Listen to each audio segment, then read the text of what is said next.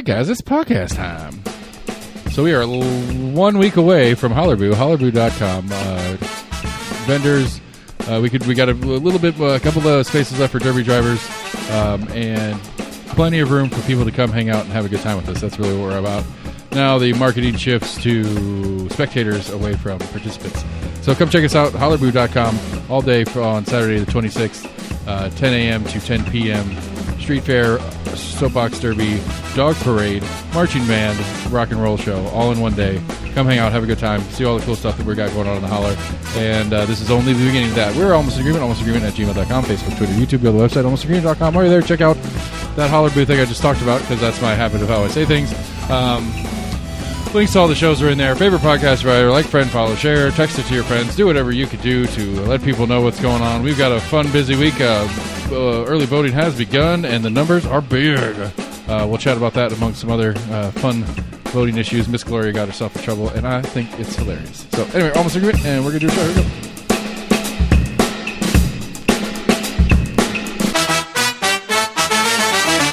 go. Hey, buddy. Hey. What's the new with you? Oh, nothing.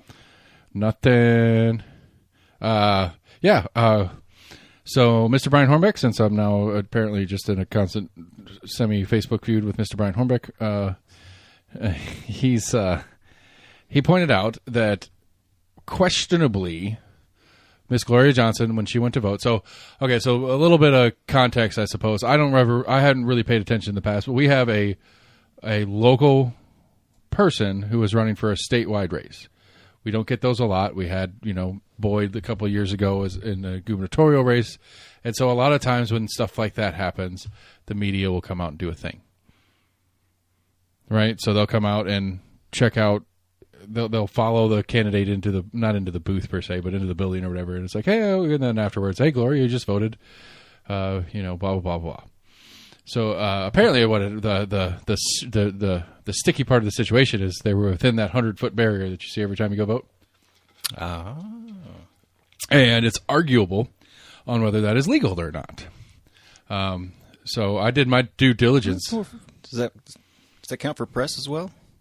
No, because I know that I think it's like election workers, or if you're out not really campaigning, but if people are part of the campaign that are still out there, they can't be within 50, 100 feet. Right. And obviously the candidates are allowed to vote, right, but they are not supposed to campaign within that, whatever. That's right. That's what we have. So, like, there's very specific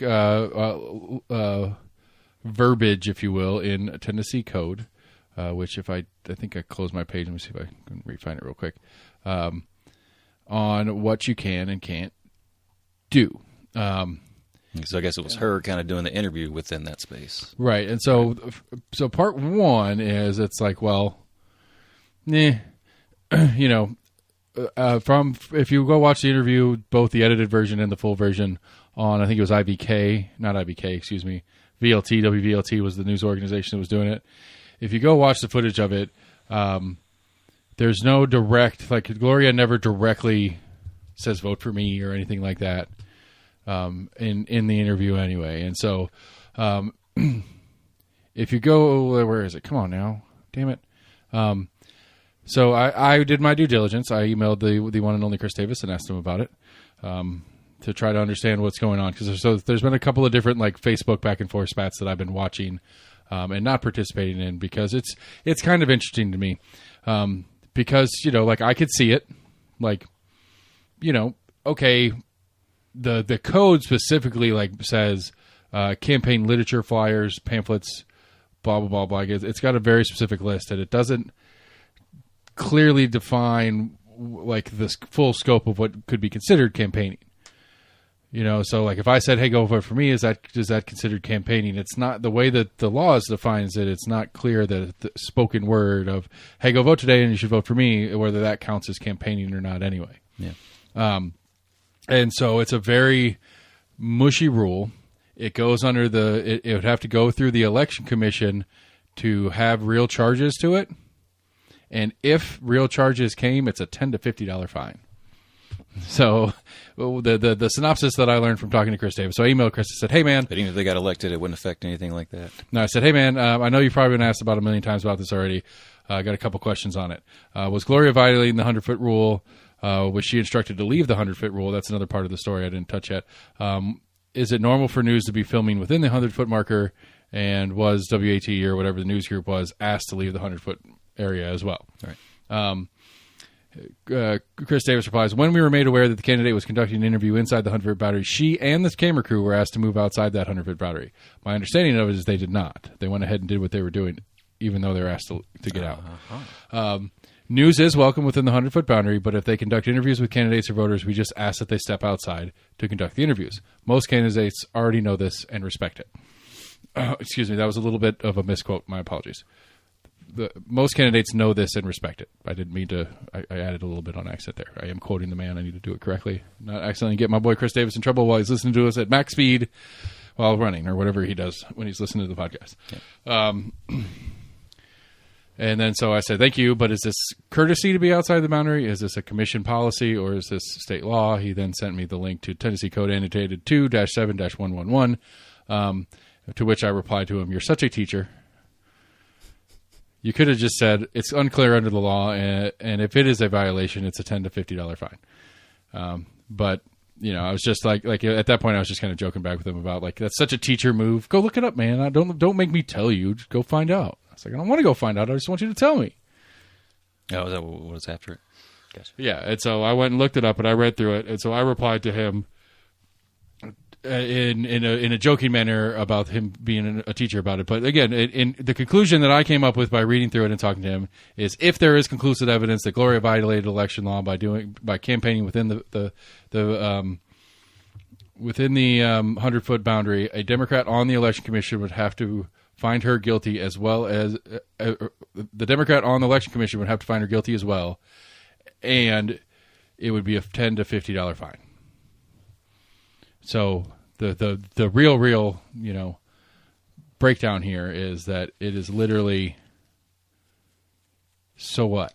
I mean, I'm not saying $50 is nothing, but $50 is kind of nothing. Like, it doesn't seem like habitually doing it could become like an ethical issue, but it's not, like, legally there's no real, you're not really going to do any harm legally. It's not going to disqualify your candidate, or. So you're saying there should be more severe punishment for it, or fines? I mean, I'm just saying, like, if that's the totality of it, then, like, you know, if I thought as a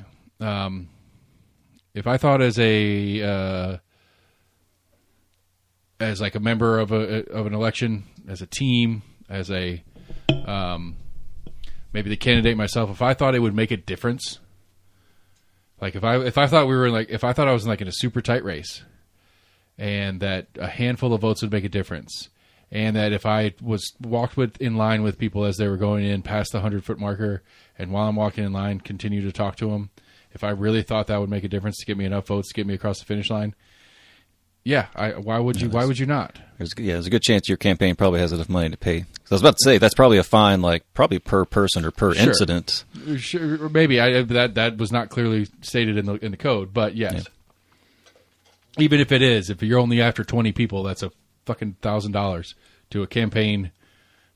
To most campaigns, that's not a huge expense. Yeah. It's not nothing. Again, I'm not saying it's nothing, but I mean, it's kind of nothing. And that's only if it's max fine at $50. It could be as low as 10.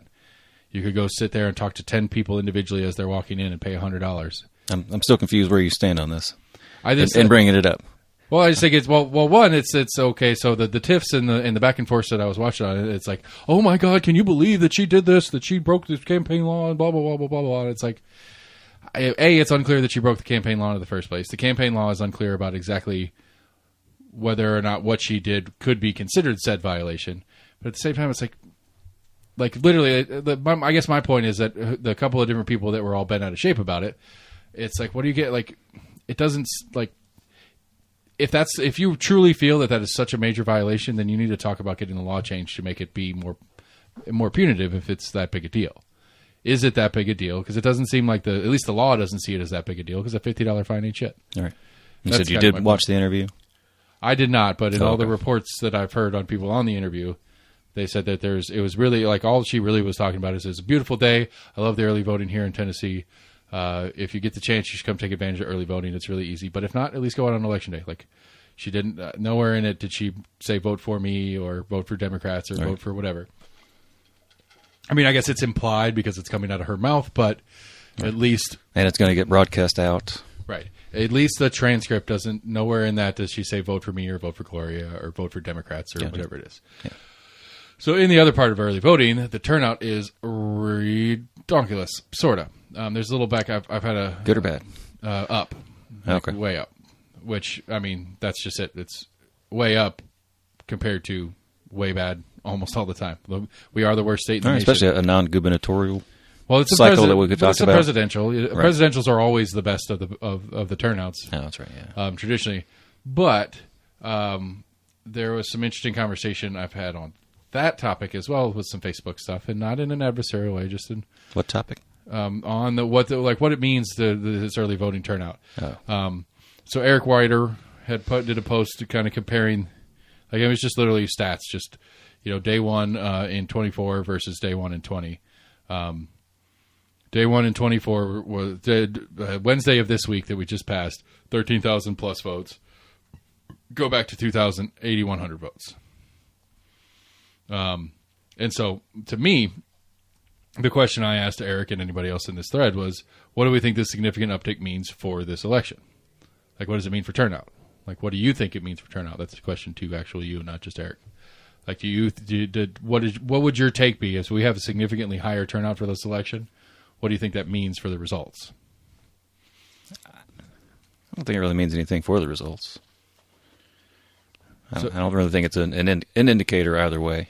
I mean, typically, most, I don't know percentage-wise or anything like that, but typically most people say that Democrats take advantage of the early voting more so than Republicans. True.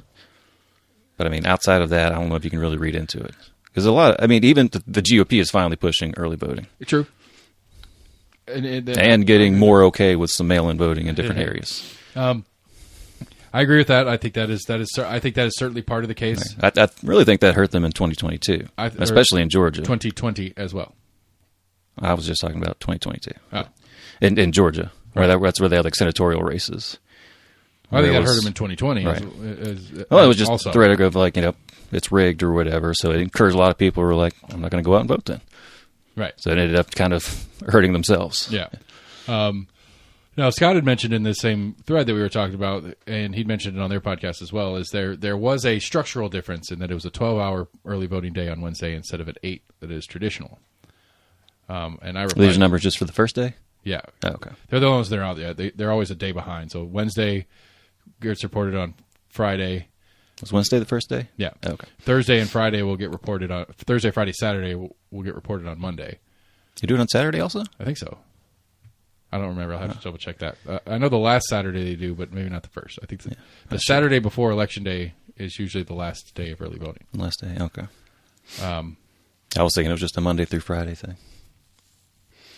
And so, so my question to Scott following that up is okay, but I could see that being, okay, so yes, more people voted and there was more time to vote in, but wouldn't we see that shake out pretty quick when we won't see that until Monday when these other numbers come out?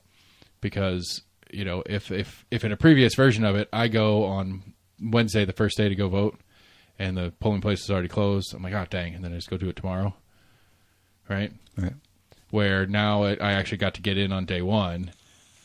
So we'll see when the Thursday results come out if the Thursdays dip back down below last time, and it's just everybody was front loaded. But I got I talked to some different people today that did go early vote, and they said they were in line for a good hour. So, yeah.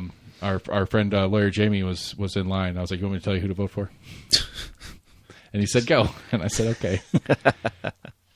And he said he couldn't vote for Tim Burchett, and it's like I get that, except I like Tim's UFO stuff, and I mean UAPs. But yeah, it was fun. I don't remember who I don't think I told him who to vote for president. I forgot which one I said on that one. But to me, okay, so my take on it, I think if the numbers are truly up, I think the only race that really matters in Knox County is District 18, Elaine Davis versus Brian Goldberg. I think that's the only race that really has any chance. I think there will be questions like we talked at length last week, and I think it was a good thing to talk about. I think if numbers are up significantly overall, our Laffertys and Zacharys, who are going to win their districts, but are probably going to win by less. I think it's a likely Democrat. There will be more people voting for Democrats. I'm not going to say Democrat turnout. Right. I think there will be a lot of people. I think if there's more voters in Knox County than there has been in the prior elections, I think there will be more people voting for Harris. I think there'll be more people, and I think we'll get a lot of down ballot action off of. I cannot vote for Trump. I'm voting for Harris, and like I said last week, I think the abortion issue is number 1A here. I think enough people are upset about this abortion issue that's going to. But even Trump's backed off of. I mean, he's actually come out and said that some states have gone too far. He agrees that a few states have gone too far. Yeah, but like whatever. Nobody knows that. Nobody's thinking that's voting. Not nobody. Very few people. I think it's some. I think some that were maybe on the fence as far as if they thought that the party in general was going for a total ban. But he did to say, where you've got the presumptive candidate or the presumptive president to come out and say that. Yeah, but he yes, I'm not for abortion, but I also think that maybe there's some middle ground. Well, I think at the softest version of Trump's stance is it stays up to the states, and as much as that logically makes sense to most voters, that doesn't make any sense. Why can I go? Why am I allowed to go to Virginia and get an abortion, but I can't do one in my neighborhood in Tennessee? And even though it is completely illogical, they're going to put that at the foot of the president, even though that should be on Elaine Davis and all the Zachary Davis, McKenzie, all those people. I mean, obviously McKenzie and Johnson don't really count because I'm sure they voted against any of the versions of this when it came through. But like the correct answer if you're voting on abortion is your state reps. It has nothing to do with the president, especially if you don't like Harris, if you don't want to vote for a Democrat. It doesn't really matter because at best, and I still and I will hold this, and maybe this will be my bet for the next 4 years.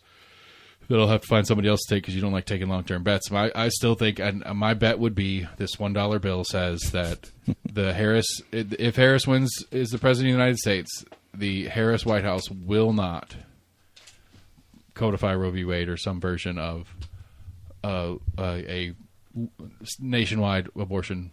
Well, I would agree. Yeah, I don't think that they would, because it would almost have to be an executive order. No, they just introduce. It would just be them introducing the bill. Like it's the same stuff that goes in the state. The White House would write the bill, but then they would get a Pelosi, or maybe not a Pelosi, but they would get Hakeem Jeffries sponsor it or whatever. Right? They just hand the bill to Hakeem Jeffries to go put on the floor, and they put it on the floor as this is the president's. Does it really get done that often? I'd say here and there. I'd say there's like issues like does it get done? Probably not. But does it get introduced? I think Bill Lee was pushing the charter schools, but I don't know if it necessarily came back to like the administration kind of came up with a bill and I think so reached out. I think that's not it. I guess that. Look, I wouldn't think that was a thing. I'm a firm believer that 9 out of 10 bills that go through any legislative body are not written by the people that work there. Most of them are written by lobby groups and PACs, and at best they're written by like aides to that office. But I would think even that's a minority. I think it's a lot more aides. I think they obviously they're getting input from. I think because our friends at For All Tennessee that we've had on the podcast a couple of times, when they do their annual thing, they write a bill and then they go shop it around to legislators and try to find legislators who will take it who will take it. And I guess if you've already got it in paragraph form, right? If you've already got it in the right format and all the legal stuff's correct and all the language is right and it addresses any of the structural issues on referencing what line of code we're changing and what wordage and verbiage and all that kind of stuff that all the very stupid technical. Because you would think they've already done some of the legwork of figuring out, what, like you said, what this bill would replace. But I would say 9 out of 10, it's like they hand it to them, and maybe that senator does a couple of edits, maybe some grammatical edits or maybe some functional edits, maybe adds in a carve out for something over here. But 9 out of 10. I think 9 out of 10 bills also never go through the process without some editing. Right, but I'm just saying before it even gets there. Before it gets it, my assertion in this is that 9 out of 10 bills that get introduced are introduced as written by a third party, not the person who introduces it. Yeah. Some are, like Elaine Davis and the election bill that's affecting the city of Knoxville right now. That was actually, I take that back. I would bet that Eric wrote that, but Eric kind of works for her, so that's kind of an aid to her office, sort of. I don't know exactly. Right. I don't know exactly what the legal term for their relationship is, but anyway. So yes, the president could do that. But no, the president will not. They will not. They may talk about it in passive ways or whatever. But I think they also know that it would still probably not. If the House is as it sits and there's not more of a majority, I'm not sure how much it would take to actually pass a bill. But as it sits now, there was a reason that most bills didn't get passed. It's a mess, right? And it'll continue to be a mess. But whether I think if they introduced a bill like that right now, as the House sits, but I don't think there would ever be any coming together. But that almost makes it worse for my bet, though, because it's like if you could introduce it and fulfill your promise, and not actually do it because you don't actually want to do it. It's a gamble. I think it would be a gamble for them to put that out, not knowing if it would pass, because they could also get a lot of flack for putting out something. Some could argue that they put out a bill that they know would fail, or should have known would fail. Or yeah, but I don't know. But it's like if I promise that I'm going to do X, right? You could be seen both ways, and you'd be like, "Hey, they at least tried," or "Look, I tried to do this," and you see those are the people that voted it down. These are the other people that you have to get out of this place around me so that we can get the thing you want done. Right. I mean, that'd be the politics play to me. And so anyway, my point would go rolling back to the point is I think if turnout is significantly up versus 20. Which it's going to have to be just because I think pandemic rules made it even wonkier too. Yeah. And so that's an interesting subtext to the conversation is like, is it fair to compare our turnout to 2020 or should we go back to 2016? Yeah. But 2020 was the highest turnout election in the history of the United States. So I don't know. It's a weird, like we have a weirdism. I think it's out of the norms across the board. It wouldn't be too hard. Would take a little legwork to dig around and go into states and figure out how many added new registered voters basically, outside of people that just turned 18 that just became of voting age. They do that. I mean, yeah, they do that a lot. They post those numbers they put up new. Yeah, I mean, apparently new when Taylor Swift. I know they're coming up to it. Yeah, I know they were. Well, they were to figure out how many people accessed it. I'm not sure if they were to figure out how many people actually signed up. True. But that went to the page that use that link to go to the page to go to the page to find out how to register in their locale. Right. Which kudos for, which gives us this. No, I'm not done with this topic, but that would have given us a smooth transition into our chat about the Mahomes thing. But we're not.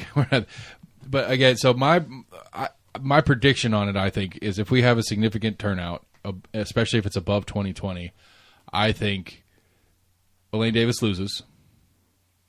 I think for Tennessee's sake, at least, Trump wins. I think Burchett wins. I think Marsha wins. But I think Marsha, Lafferty, Zachary. I don't know if anybody's running against Kerrigan. Kerrigan, I think. Yeah. Carringer. No, you're right. Yeah. I don't think anybody's running against Carringer. And I'm trying to think of who else I'm missing in the Knox County delegation. But I think Elaine Davis is the only incumbent in trouble. In real trouble of not winning. I think the other ones are going to still probably win, but I think their margins are going to be down. I think a 60-40 win is now going to be like a 55-45 or maybe even tighter than that. Going back to our conversation last week, does that then bode well for 2-4 years down the road in the next cycle that those are now flippable seats instead of just whatever? Or is this still Trump reaction syndrome? I didn't think about it then, but I mean, that would encourage the party themselves, if they're looking at, their war chest and where to spend money. That looking at those numbers, creeping closer, I guess, in their favor. Right. That's where the party may look at that district and be like, hey, maybe we should throw a little bit more money in there. Our numbers have gone up. Maybe it's worth throwing more money in there versus not throwing it into another area. Yeah, and the National Party sees opportunity to throw in as well because it's provable stat kind of stuff. Right. I didn't think about that last week. Or the State Party and the National Party, that's one of those things too. We didn't. Yeah, that is a whole subset of the topic we didn't touch on last week. But yeah, I think maybe I'm conflating my thoughts with my hopes.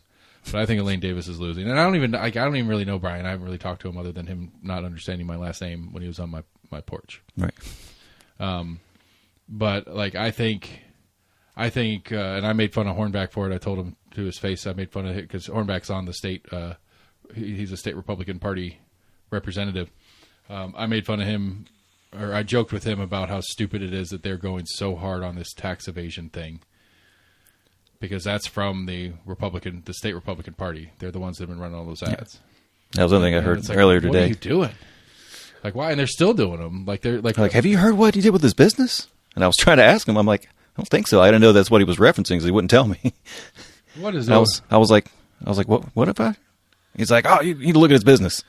I was like, okay. And I realized later, I was like, oh, he's talking about this tax thing. Oh, that guy you're talking to earlier? Yeah. That guy's an idiot, apparently. You should have him on the show. Come on. Bring him in next week. Yeah. It'll be fun. Me and you can just yell at him together. That's all right. I enjoy it. I know I'm weird. But, but like the Davis campaign, I'm getting all sorts of stuff from the Davis campaign directly. But Brian's campaign and the Knox Dems or State Dems or somebody, they're doing their version of Elaine Davis hit pieces too. I mean, I was driving out to Farragut earlier today and I saw more Zachary signs. Yeah. So the one here was like over on North Shore. That's when I was saying, like, I'm not sure if that's in the district. I don't know. They're proper gerrymandered lines all around here. So to say logically, yeah, they could just be catching people heading out, going down North Shore towards Farragut. I believe your old place down on the south side is District 18. Is now when they redistricted back in 2020 or post 2020. District 2, maybe, I can't remember. No, I believe it. There are sections of Knox County. The closer parts of downtown of Knoxville are part of 18. It's like 18 goes a little bit of South Knoxville, comes up around campus, doesn't touch campus, and then that's Sequoia Hills, high dollar stretch there, and then there's a carve out that goes somewhere else.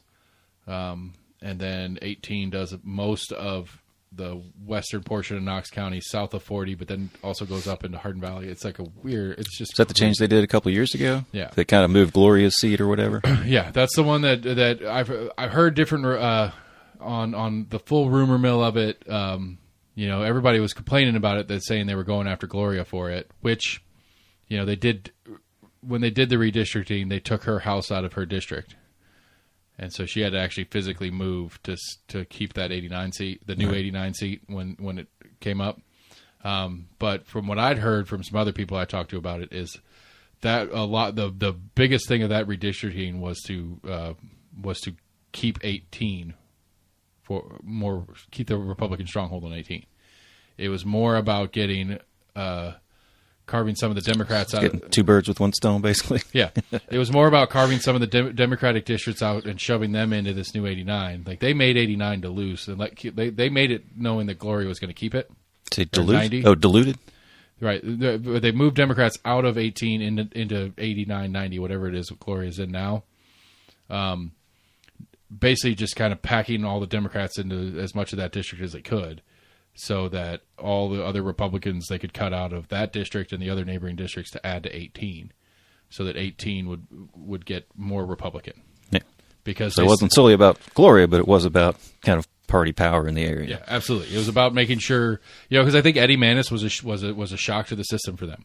They did not expect Eddie to win that primary, and they really didn't want Eddie having won it. Obviously, they hated Eddie in the state. They just hated having him there. Right. And so they wanted to redraw out this district to get rid of him. Like, had he not quit anyway, they were probably, maybe it was Elaine Davis, maybe it was somebody else that they were planning on primarying against him, but that's when he was already like, I'm out. You guys don't want me here. Right. I don't want to deal with this shit. I gotta go fit some tuxedos. I'm sure he got a couple hints as well. They're like, hey, it's probably fucking hints are probably an understatement, man. There's probably people that said, if you fucking run again, we're going to spend every dollar we have to get you out. There may have been some of that too. I was trying to be gentle with it. I don't think. Maybe it was at least like his friends that told him, or I think people that were closer to him.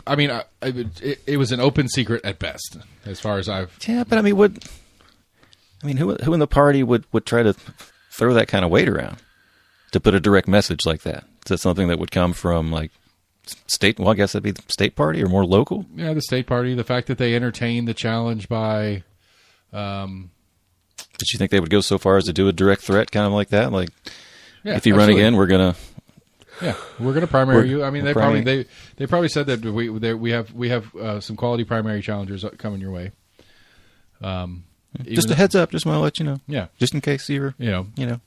And I'm sure in the back rooms when they're doing stuff that they do, that when he voted for, there's a couple, like it was the trans sports bill that he voted against.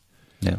And a couple of other ones that were like the super culture, like it's the top tier of the press coverage stuff that they do. That he was like the one Republican that was going against any of it. Yeah. And it was on a couple of different ones. And it's like, dude, if you keep doing this, you can't stay. And, they don't say, they can't kick him. They didn't really have grounds to kick him out, but they certainly weren't going to let him come back. Right. I don't know if he's talked to anybody directly about it. I should hit him up and see if he wants to talk about it. I bet he doesn't want to talk about it. Yeah, probably not. But it's worth a try. I'll see what I can do. Right. Yeah, so to try to finish again, I think Elaine Davis loses. I think District 18 flips. I think everything else in Knox County stays the same. I think Gloria keeps 89 because she's not running against anybody. McKenzie will keep his seat. Lafferty, Zachary, Carringer, and the other guy will keep their seats. But I think if the turnout is huge, I think to me a higher turnout is a change vote. Now. And I think, and I don't want to go too deep into the weeds in the national politics. Right. I mean, in that thought, do you think they're talking about more change locally or change nationally? You think it's more of the presidential change that's bringing them out? Like, no, okay. I think somehow the Democrats and the Harris campaign have done a really good job of framing her as the change candidate, even though she is the sitting vice president. And to be fair, we know what a Trump presidency looks like. We know what a Biden presidency looks like. We don't know what a Harris presidency actually looks like. So technically, yeah, it's a change, but it's also like... That's what I said before when she first became the nominee. I was like, she's going to have a hard time trying to like run as president, but differentiate herself. Like being like, hey, we've done good things, but also I want to do different things. Like her and her campaign has not been willing to throw Biden under the bus at all, which she, if she really wants to lean into that change candidate thing, she's going to have to. She's going to be like, look, I think Joe did this part wrong. Right. Like if she really wanted to sell that, if they were willing to do it, but I think she's come out to there's other things they could have done better, but I don't think she's ever come out and said like, hey, there was something we did wrong. She was on an interview and somebody like flat asked her, it's like, if you were president this whole time, is there anything you would have done differently? Like it was a really well crafted question to make it as soft as possible for her to, not throw Joe under the bus, but at least state how some of the mistakes Joe made without it being like, oh, he's an idiot. You know what I mean? Like It was a really well crafted question that gave her a really soft ability, like a really clear ability to make some statements about things that she wanted to change with it being more soft on the current administration. And she's like, no, I think I'm pretty proud of everything we've done. Yeah. It's like, okay, if that's what you want to run on, that's cool. But you're also out here trying to show the change candidate thing, and we're a little confused. I haven't really, picked up much of a change message, but at the same time, I don't follow the messages. Right. Yeah. To your own betterment. I would agree. Right. And so just to wrap up on it, I think that's the result. I think that's the result I was kind of going to predict anyway. I think 18 is going to be super tight. I wouldn't say that it's definitely going to be a flip seat, but I'm leaning towards it being a flip seat. I don't know who I'm voting for in that one yet. Well, I know who I'm not voting for. I don't know if I'm going to write myself in or if I'm going to vote for Brian or not. I still haven't made that decision. I don't know what I'm going to do on that one. I don't know what I'm doing on a couple of them. Like, I know I'm not voting for Trump. I know I'm not voting for Harris. I sent you... Let me pull that back up real quick. Did you see Marsha's new... I saw a new Marsha commercial. What, her trash and plates? Yeah. Yeah. That was pretty funny. I'll bet. Here's another one. I'll bet this dollar that I already... We're going to break China. I already have this dollar out for one bet. I'm going to be a bad gambler. I'm going to put this dollar on another bet. $1 bill says those plates with the Chinese flag on were made in China. Well, that would be more to the point as well. No, it wouldn't. She bought them. They had to buy them. You're talking about China. Well, somebody had to buy them. Like you're tough on China, and China's trying to take over and destroy our economy and stuff like that. So you bought shit from them to make your point? No, absolutely not. If those plates were made in China, which I bet they were, that is really mixed messaging. Could have been some cheap IKEA plates that they had someone paint or put a flag sticker onto each plate. Maybe. I was like, well, then they wouldn't break that well if it was a sticker. Huh. Yeah. See, I mean, it's their proper ceramic plates of some sort. Painted it red, put like however many stars are on it. Perhaps. I was just... I'm trying to give her the benefit of the doubt that she didn't waste money, that she could have done it outside of spending money. Like, I really hope... Like, just for the pure humor of it, I really, really, really, really, really, really, really hope that they're made in China, because that's hilarious. Anyway, so on our ballot we have Trump Harris, Jay Bowman, Claudia de la Cruz, Rachel Fruit. RFK Jr. is on our ballot.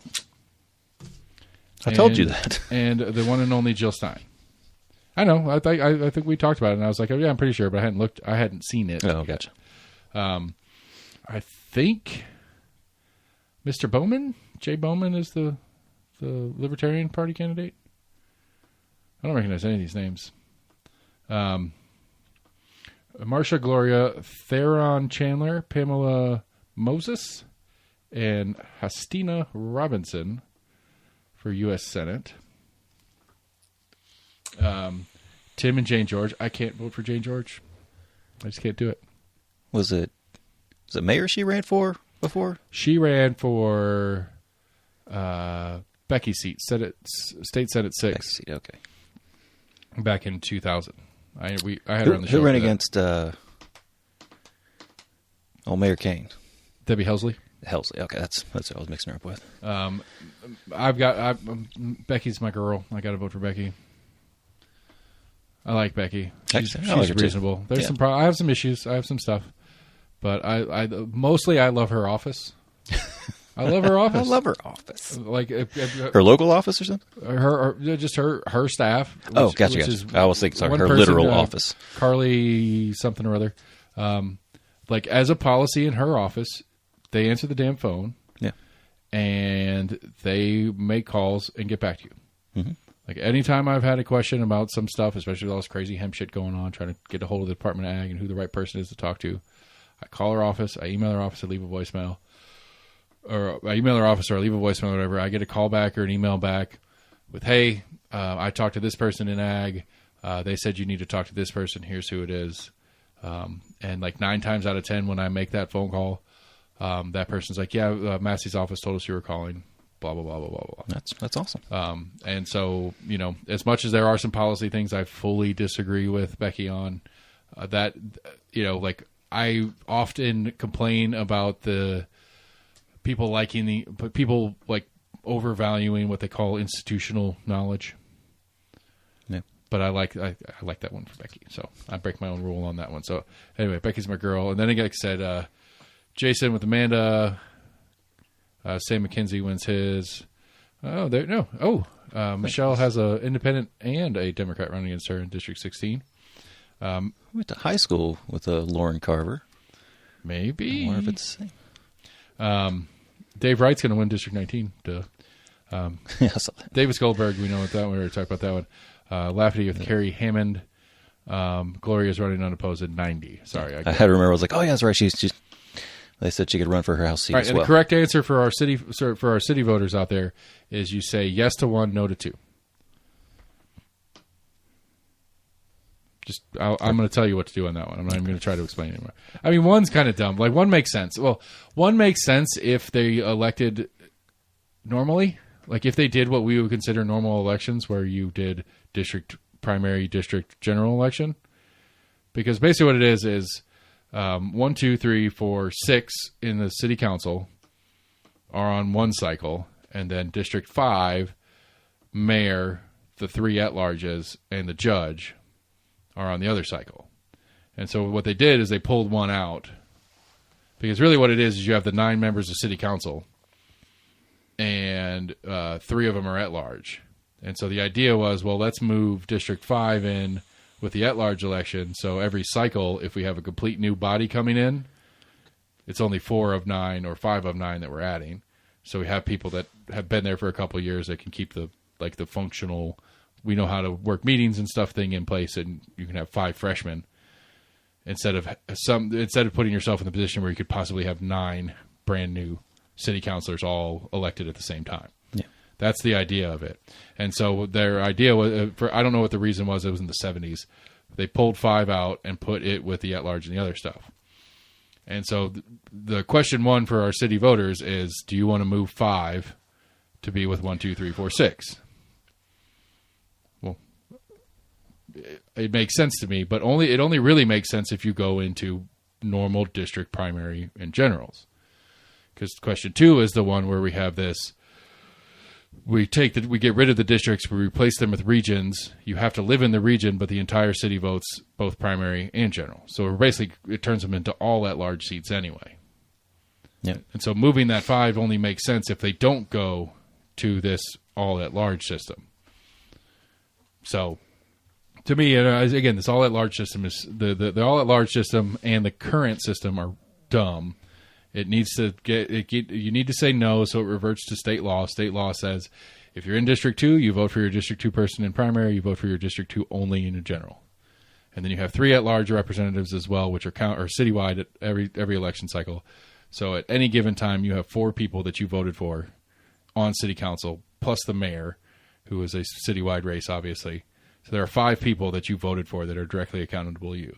But at-large can live anywhere in the county, basically? Anywhere in the city, yeah. The city. Okay. Yeah, this is city only. So that won't be on my ballot. I won't have that. These 2 questions won't be on my ballot, because I don't get them. It's just right because you're not in the city. I get it. I'm just saying. So take my instructions on how to vote for that, and throw them out the window because I have no real say in this game because I'm not a city resident by 6 inches.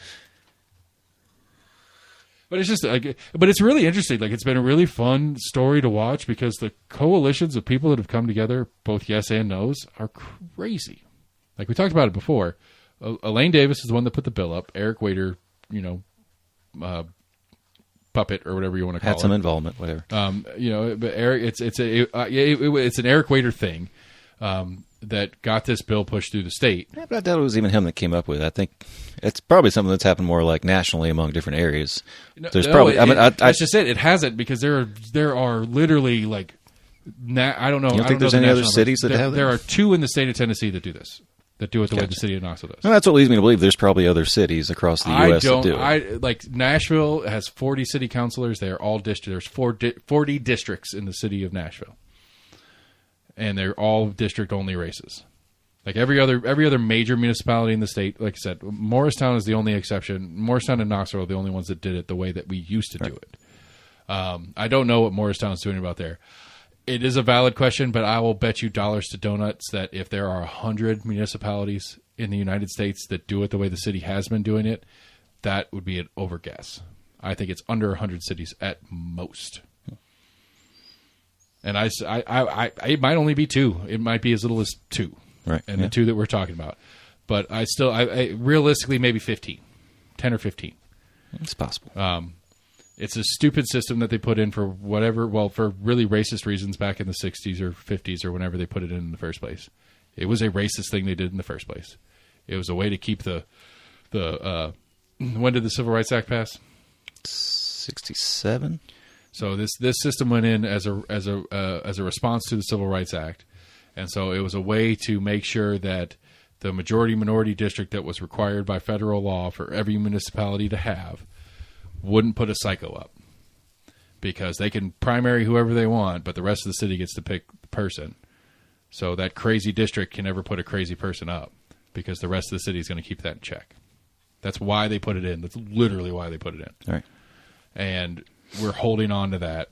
Now, to be fair, City of Knoxville has been pretty cool because, for the most part, the primary winner for District 5 in the city? No, 5's north. District 6 in the city, which has been Gwen McKenzie. Gwen McKenzie's held the seat the last 2 times. The primary winner in that district has only lost once in the history of this voting method. And so the city has not, the city as a whole has not pushed back on who that district has actually wanted to represent them. But the other side of it too, to me, and in my personal experience, and this is anecdotal, to me, the current system and this regional system that they're talking about is antithetical to actual representation.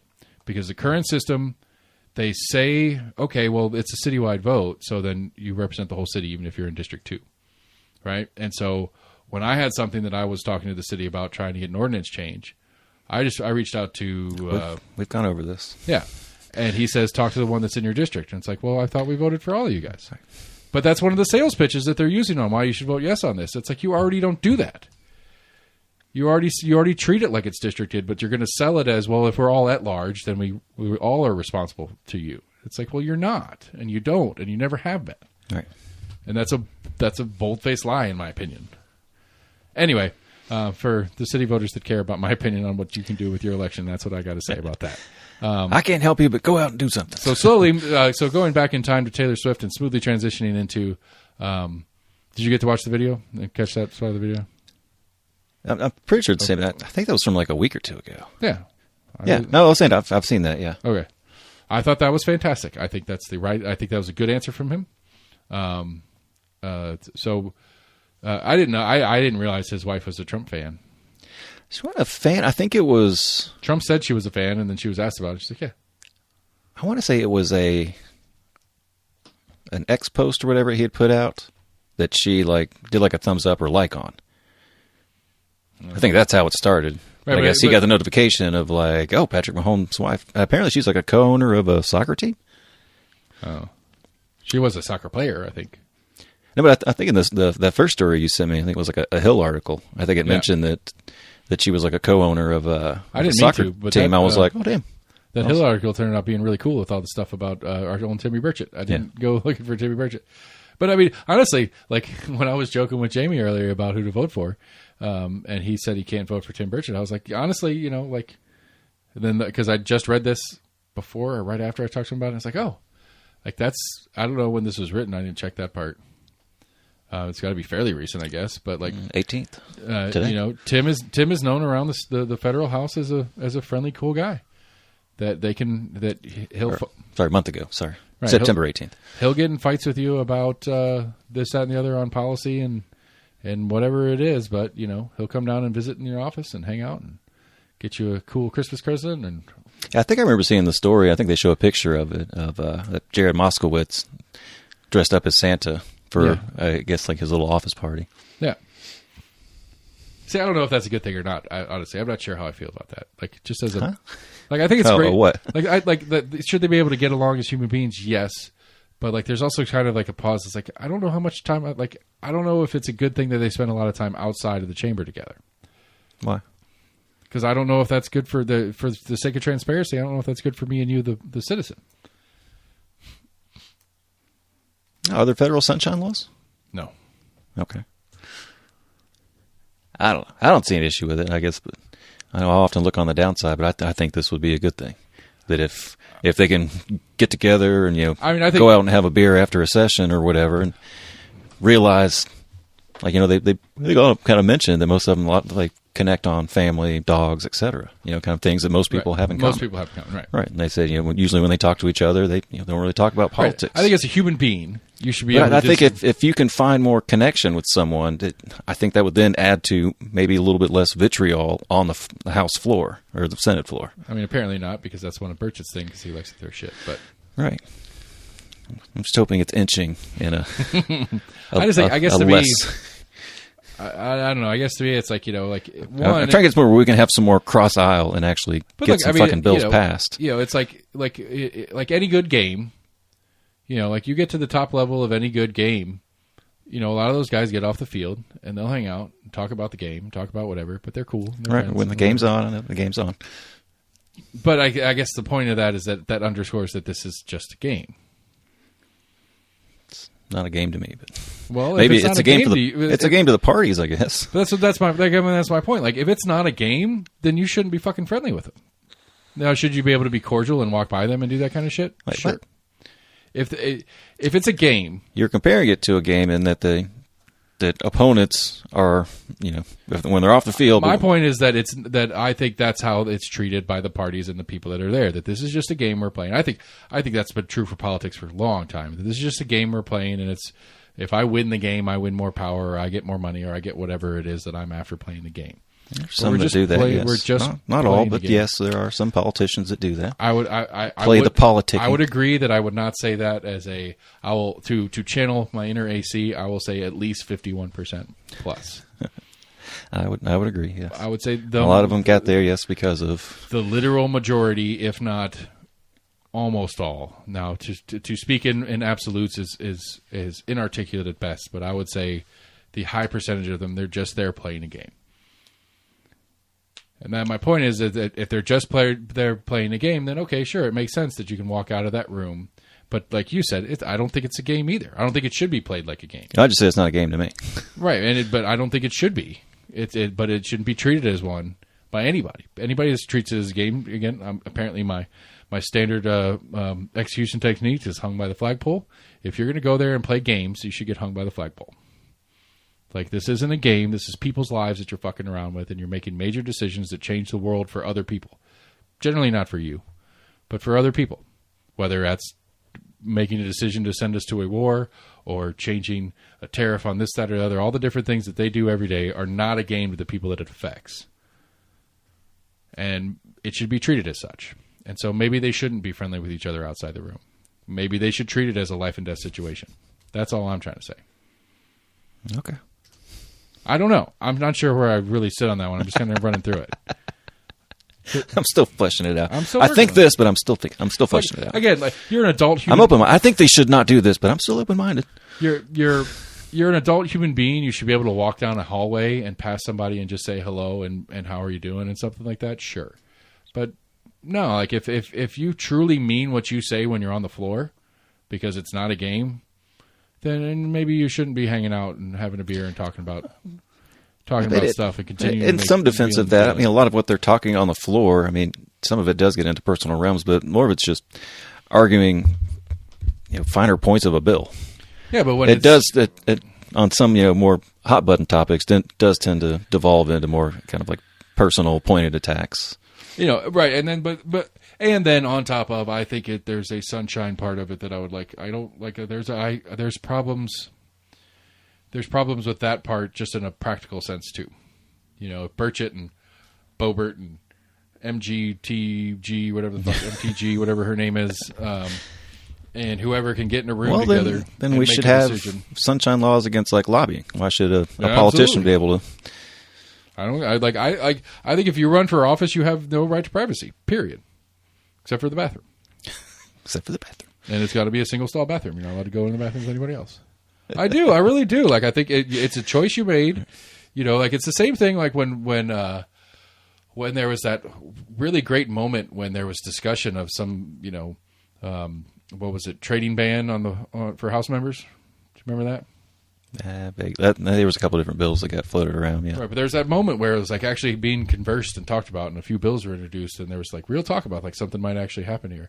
And it was when Nancy was still Speaker, and Nancy's up there, and somebody asked her about it, and she's like, well, we have a right to enjoy the free market too. And it's like, no, you don't. You made you made a choice to take this particular job that doesn't give you, and if that particular job excludes you from doing X, then no, you don't. It's not a right. You don't have a right to trade in the market, period. Nobody has the right to do that. It's not guaranteed by the Constitution that you're allowed to, period. But is it a trust that some of them kind of put their wealth into, or their kind of investments? Or it's basically like a blind portfolio where they're like, hey. A blind trust is usually the phrase that they use. Yeah. But, I don't know if that would work to require blind trust. It's like the idea that they have the right. They're still going to find a way around it. Sure. But it doesn't mean we can't try to make efforts to make it more difficult. And it's like, if you don't want the job because it takes your ability to make money off of things over here out of the way, then don't seek the job.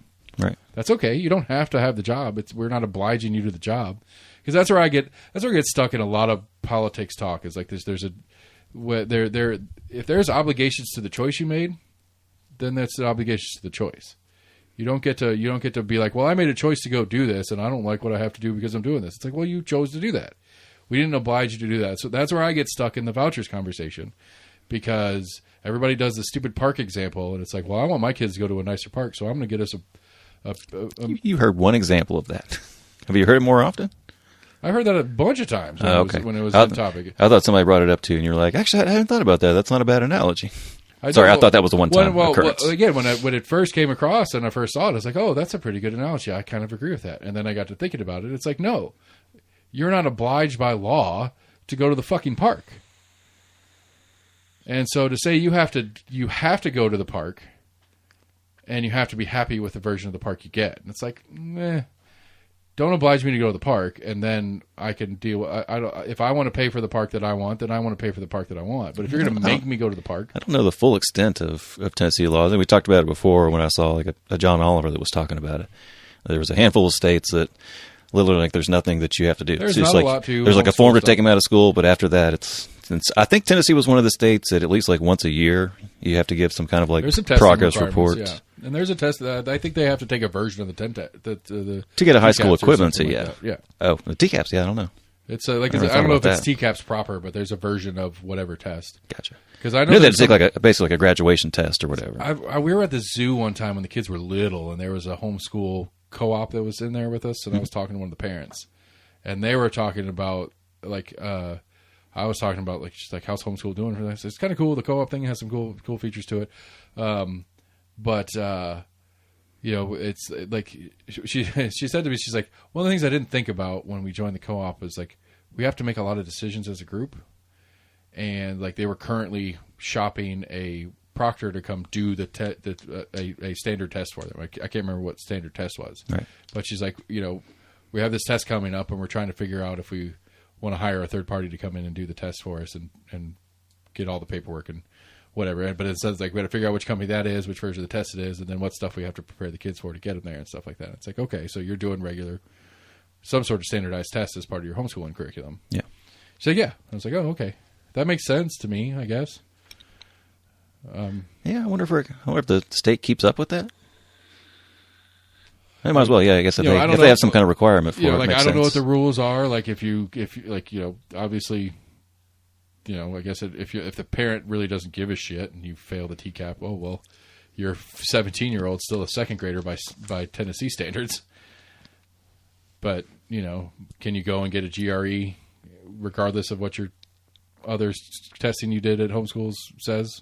Probably, hopefully, or GED, not GRE. What's a GRE? Not sure. I think that's GED like a is the one I meant to say. It might be like a graduate test or something. No.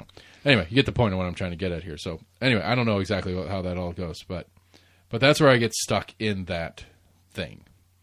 Is that I think the when it becomes an obligation that the state is handing out, I think you have a right to maybe complain about what they're obliging you to do and how they're obliging you to do it. Which is different than if you choose to be a congressman, and as a consequence of that choice, you don't get to trade in the open market. Okay, I think that's a reasonable standard to ensure that you're not making decisions based on your portfolio, that you're making decisions maybe based on your constituency or something like that. Right. That would be my preference that they acted that way. It'd be my preference that they acted that way without us making them, but I think that ship has sailed. I think I kind of see from both sides. I do agree they should have the ability to invest, how they so choose. But I also heavily agree that a lot of legislation that they do affects more likely their investment interests. Here's the thing to me, like on the broader scale of the conversation. It's like like when you're watching whatever news and they're talking about the economy and like how the economy's doing. Are we on a good economy? Are we on a bad economy? And stuff like that. Like one of the first things that's always referenced is like, where's the stock market? Right. It's like, well, who the fuck's in the stock market? Like a lot of people, a good sum of Americans have like a 401k or some sort of retirement fund that does go through the stock market. I don't think it's so much as far as like the wealth availability of people that are trading stocks. I think they use it more of an indicator because it shows kind of like the general valuation of like if a company is doing well, generally their stock goes up. If they're at losses, usually stock prices go down. Right. Because so I think that's the more of the viewpoint when they're talking about the stocks being or the stock market being strong for. Right, but again, I get what you're saying because like if Kroger Corp or whatever their stock ticker is their quarterly report comes out and their numbers are up, their stock value goes up because their numbers are up. And if their numbers are up, that means people are buying groceries. More people are buying groceries from Kroger than somebody else, or Kroger is charging more, but people are willing to pay it because it's Kroger. Right. Whatever the reasoning is for Kroger's value going up, blah, blah, blah. Right. But at the end of the day, I don't care. It doesn't matter to me. It doesn't change anything for me. Because why Kroger's valuation has gone up, there's 10 million reasons why it could have gone up. One of the reasons Kroger's valuation could have gone up is because they offloaded a bunch of debt. They cut a bunch of stores off the program. They laid off half their staff. So they have done this, or this is a possibility? This is a hypothetical. Okay, I was about to say, I know there's talk of them trying to buy, I think, Albertsons. I think they're trying to buy the Albertsons chain. Right, sure. Okay, that's another one, too. Okay, I don't know if Albertsons publicly traded or not, but Albertson gets bought and swallowed up by Kroger. That's the issue, whether they think it would be an antitrust issue. We don't have them here, but I think Albertsons is really big, like out west. And I think they were in Florida when I lived down there, but that was a long time ago. Yeah, I can't remember where all they're at. Whatever. But my point is like, okay, so Kroger swallows up Albertsons, their valuation goes up. Great. Do I have more options for groceries? No. Do I have, what is that? You're picking on one company. Yes, I could agree. If the news picked one fucking company and looked at their stock price and said, hey, their stock prices are really high, I could agree with your argument. But they're looking at across the wide spectrum. You're looking at the valuations of precious metals to, energy, all across everything that's fucking traded on the stock market. I kind of see where you're going. That yes, you're looking at one company and groceries and one. As a theoretical example, okay, so GameStop or Best Buy, it doesn't matter. We could pick any number of companies and go through I could do it. I could do the same theoretical on every company that's I'm traded. Saying you're trying to view it from a singular viewpoint of a company and looking at the stock market. I'm saying or at least what I believe they're saying when they're saying the economy is doing okay because the stock market is doing well. Because across the board, they can see the hundreds of companies are reporting well. Yes, which generally means people are spending money, people are buying. Okay. Or sometimes it goes up because companies are able to buy back. Or does stock go up if a company does buybacks? Okay. Yeah, I mean, anytime. Never thought about how that affects the buy. Anytime there's more demand, whether it's regular people buying, portfolio groups buying or the company buying itself back, anytime there's higher demand, the price will go up. Well, a buyback I don't think necessarily has anything to do with demand. I think it's more of the company themselves have enough money to, it's worth it to them to buy back more shares. So right, but when they start buying shares, the demand for shares goes up, the price for shares goes up equivalently. They are buying shares back on the market. They're just right, but I don't think they would want to buy back shares when the demand is up, knowing that the price is going up because there's demand. I think they would want to buy it before the demand goes up. Their pure action of buying is going to it is increasing the demand. Gotcha. Okay. Because I guess the example I could think of just quick one off the top of my head or whatever would be like if you have if a normal day again staying with Kroger or whatever, if a normal an average day there's 1,000 transactions on Kroger stock in a day, and all of a sudden Kroger is coming in to buy 30,000 shares back. That's, 30 times the demand of an average day. That's going to push the price up. Yeah. And so, no matter what it is, any buyback's going to drive the price up, which is half the point of why they do it also, is they want to drive the price up anyway. My point is I guess that would be advantageous for them to have more shares at a higher value. Right. I thought it was more just so they can have more control of the company as well. But also, it's also a leverage game is really what it is you get more shares back. That means in the future, if you have a financial need, you can offload shares to get more cash into the system to, get through do your big purchase, your huge orders for your Christmas rush or whatever. You could sell some shares off. You could sell some top level, the company's own version of it, the company shares that it owns itself. They can sell them off to get cash in the system to do stuff. Yeah. And so, it gives them more power, gives them more control. They have less people to answer to. I mean, there's 1,000 reasons why. That's what goes to the inverse is there's 1,000 reasons why I would never go public with the company if I owned one. Unless it was just a really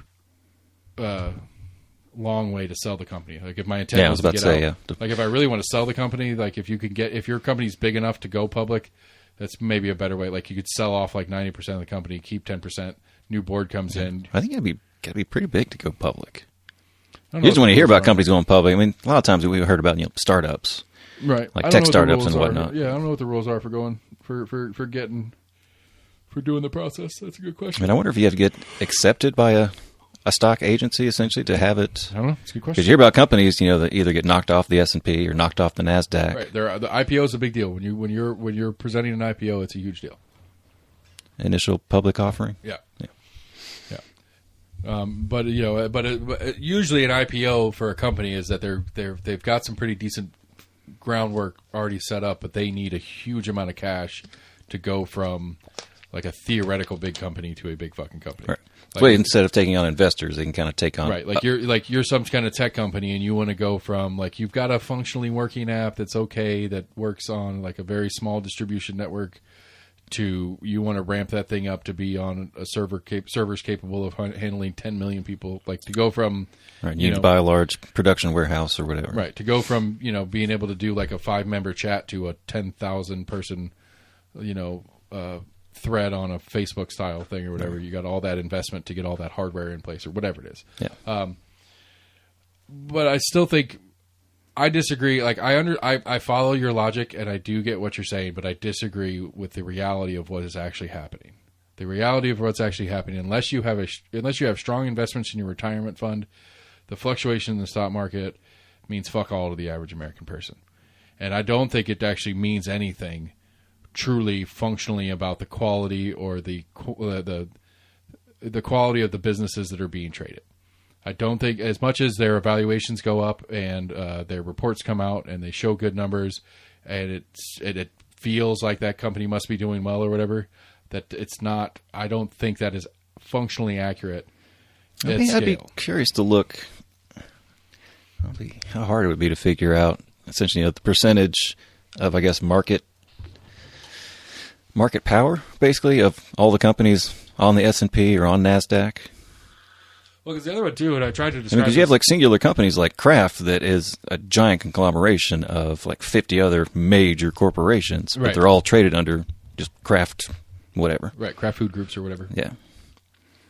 For even that, you literally just got one company that's under, one stock ticker. Right. And it's a huge, massive company. And right. But it does... That's I wonder, how much of, companies that are publicly traded, how much of, the American market they really have. Yeah. That's a good question. But I think that kind of leans into, what we're kind of wondering of whether or not the stock price is a true indication of the economy. I don't think it is, personally. But I understand the logic on why people would. And so, again, this all started with the whole banning House members from trading kind of thing. It's like, well, if what they call, I don't remember what they call them, a retail trader, just a normal person, not a trade group or a financial institution buying stock and selling stock and stuff like that.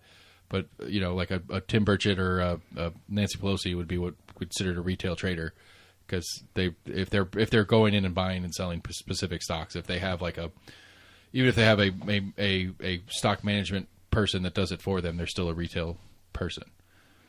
The way what's the other word? It would be like a group investment group. There's institutional investors and retail investors. Okay, they would be a retail investor unless and it's very possible too. Like you go to what's Warren Buffett's Berkshire. Yeah, right. Like Berkshire Hathaway, Jinx. They're an institutional investor. Which they're even crazier institutional investor because they are a publicly traded company based on their investments. I know he's always pushed penny stocks, which I think I looked it up once. I'm like, what the fuck is a penny stock? Just shit that's dirt cheap. It'd be something like if I try to go public with my stuff. Oh, okay. It's just that there's no real value. Where at least initially there's no real value in it, and it's in general you have potential of growth. Right, you can buy a ton of them for nothing, and if it fails, you didn't lose anything. Right. But if it picks up and goes from a couple bucks per to $20 per, that makes sense. And I always kind of wonder why he pushed. You have more stocks. My understanding of it is you just have it's lower risk with huge potential, but lower possibility of hitting the huge potential. So you only need to hit 1 of 5, and you're going to be up. So if you spend the same amount of money on 5 different penny stocks, you only need one to really land. You only need one to really land for it to be profitable across the board. Right. All right, let's get off stocks. Yeah. We went to the weeds on that one. Yeah, sorry. Anyway, so, yeah, I don't know. What else you got then? Go to the next topic.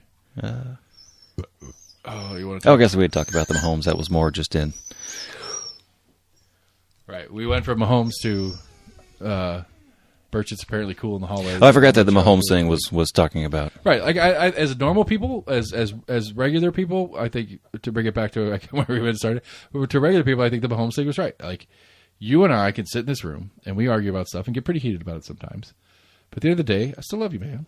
Like, I don't think less of you. I don't hate you. At the end of the day, like, you're the first person I call when something happens or I need some help with something or whatever it is. I wish I could say the same. Why don't you call me? Just kidding. God damn. You know I love cold-blooded. But I'm saying, like, that's how adults should be able to function, right, on the topic. Like, I think that's the thing. Like, okay, so your politics or whatever. Like, you know, if we're going to get talking about politics and it's going to get heated, maybe I'll avoid that conversation with you or whatever. But even if it does get heated, it doesn't change the way I feel about you as a person. Right. And that should be fairly normal. Like, I think if you're fucking crazy about politics, like if you're like full on QAnon and shit at me, I might have some problems with you as a friend in the future. But if it's more like down to earth, like, hey, you know what? I think it's fucking bullshit that this person did that. And I'm like, no, I think that was a great thing that they did. And you have you can have a decent human being conversation about why you feel about it. And we can continue to disagree about it through the whole conversation. Because more often than not, you're probably looking at it from two just different sides. Right. Or even just like angles of the same issue. Like you and I do all the time. It's like, I think we're arguing the same thing, just from different, just like viewpoints of it. We were agreeing, just kind of like.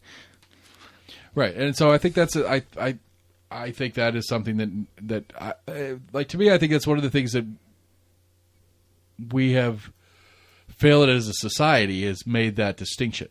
That you're allowed to have different viewpoints and you're allowed to discuss it, but you're not allowed to hate the person for their viewpoint. That's not the way we should treat each other. Right. You know, I think that's the failure here, is that we've gotten so, like, I think I think there's always been an extent. Like, my roommate was asking me, you know, when was this whole split? And, you know, I was like, well, you know, we've argued, you know, the past like 40 or 50 years. And then a couple of days later, I was like, wait, you know, and kind of digging back to like the founding times. Like, you know, the big division at that time was, you know, statists, federalists. Yeah. You know, your federalists and anti-federalists, which is essentially kind of what we still argue with now, as far as, you know, how big the federal government should be in states' rights. Yeah, but so I think, you know, there's always been, you know, a bit of discourse where even then, you know, it got very, very heated.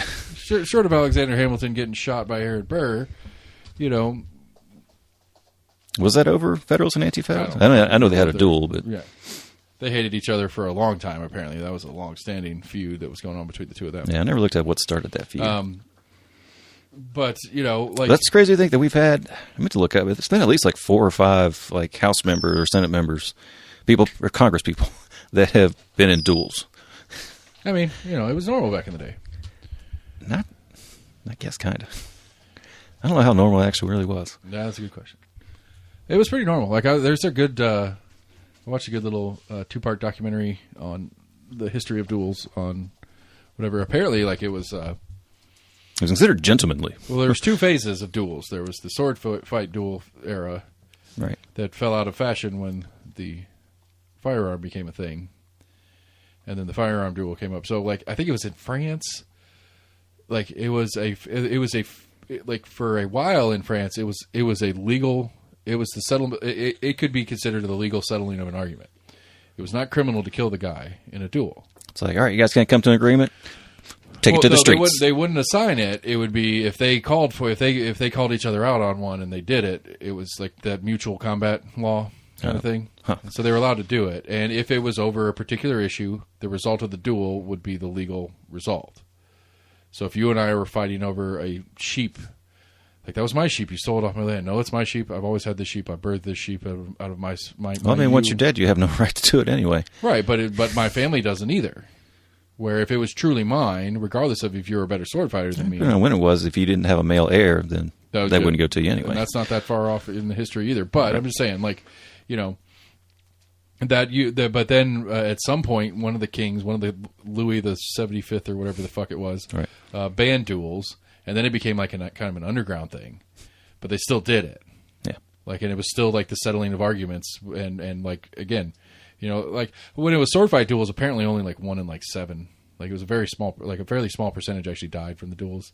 So I was wondering, like that seems like you've got one shot with like a little tiny like musket pistol. Like there's a good chance you could probably get missed.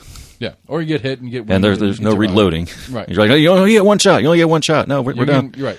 Or you get winged and survived, or you get hit and get an amputation. And like it's not the result of a duel is not automatically death. Right. But it was a really interesting. Like I can't remember the guy's name, but he is a combat historian, and he is the most like intoxicating dork about it. Like he's such a dork about like he goes like he'll go to a blacksmith and work with the blacksmith to get the most accurate replica of whatever. Like this is how they made it and what they made it out of and all that kind of stuff. And like to the point where like and again the old sword fighting duels things, apparently like it was such a popular dispute settling thing that there were masters that were teachers that were writing books that were like best-selling books in France on sword fighting technique, on duel techniques, and so like he goes and he gets guys and they get together and they go through and they learn all these different techniques, and then they go with blunted swords and I would assume most of them ended in death. Huh? I would assume most of them ended in death. I don't know, because I'm not sure if I could hold back if someone threw another sword trying to kill me. Like, right, I'm going to put it straight through you. Right. Until you say. Well, I mean, there's probably going to be a lot of hacking and swiping, but I don't know. I would think I would be like just so much adrenaline pumping that I'm just going to keep going. I don't know if there's statistics on. I'm like, oh shit, I cut your arm off. Like, I got to finish you off. I don't know. That's a good question. I don't know the history. That's actually only 1 in 7. But again, in the. But I would say it's similar in pistol duels. Right. It's my recollection of watching it. It's been a minute, but my recollection was it's a fairly low percentage actually died.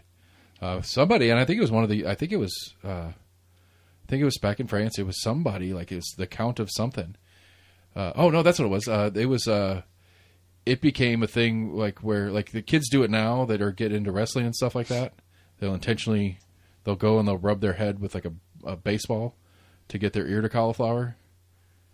What? They'll do it on purpose.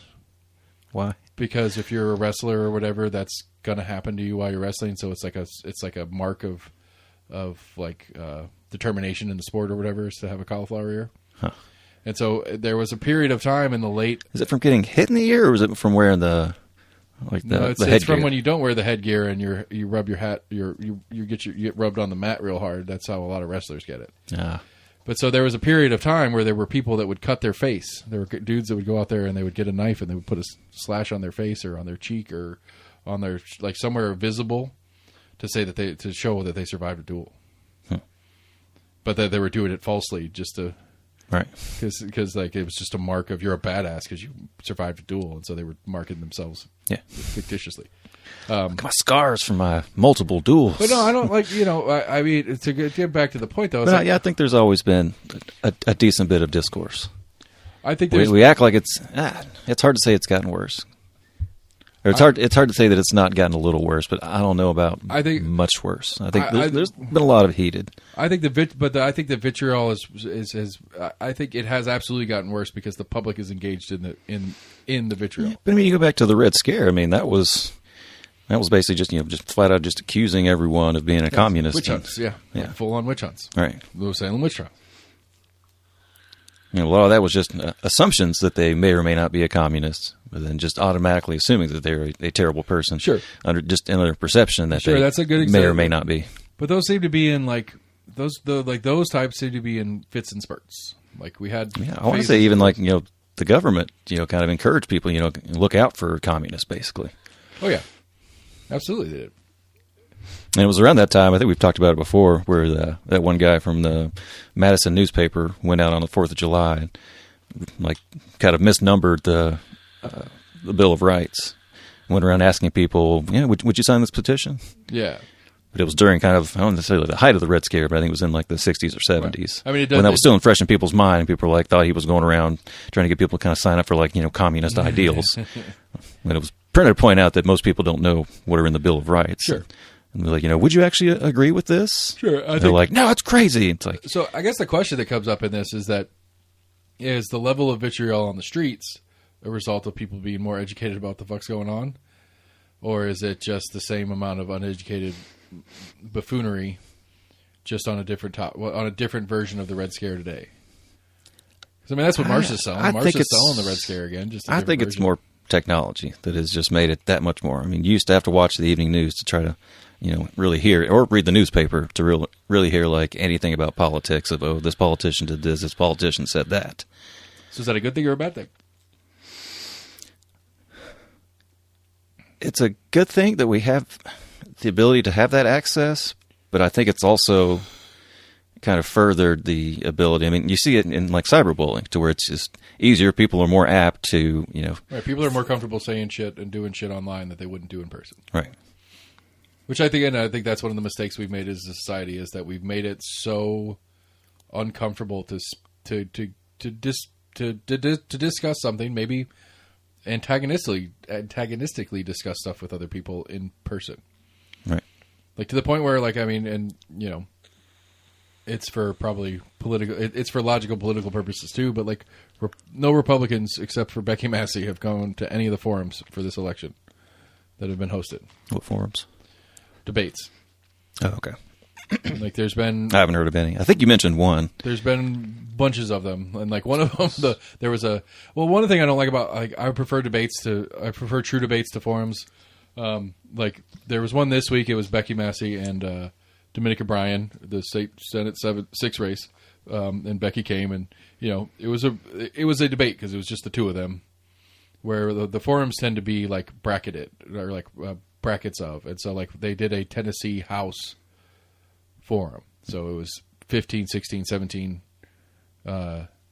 18, 89, 90 were all invited. And so it's 6 races with at least 11 candidates, because Gloria didn't have an opponent. I don't think Gloria showed up either. Right, and there was that one other guy that didn't. Right, and so there was,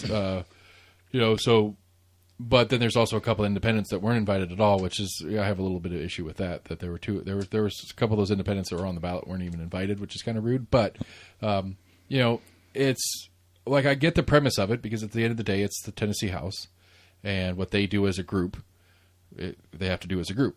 And so why not have them all together so that more people can sit down together? But then you don't get the nuance of, I don't get to see Elaine Davis versus Brian Goldberg. I get to see Elaine Davis and every other Republican against Brian Goldberg and every Democrat, because they always ask the questions to everybody.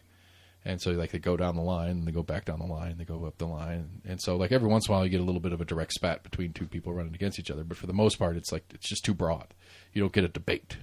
It's like it's kind of like the Republican primaries from 2016, when there's like 12 guys on stage. Well, 12 people. There were a few girls.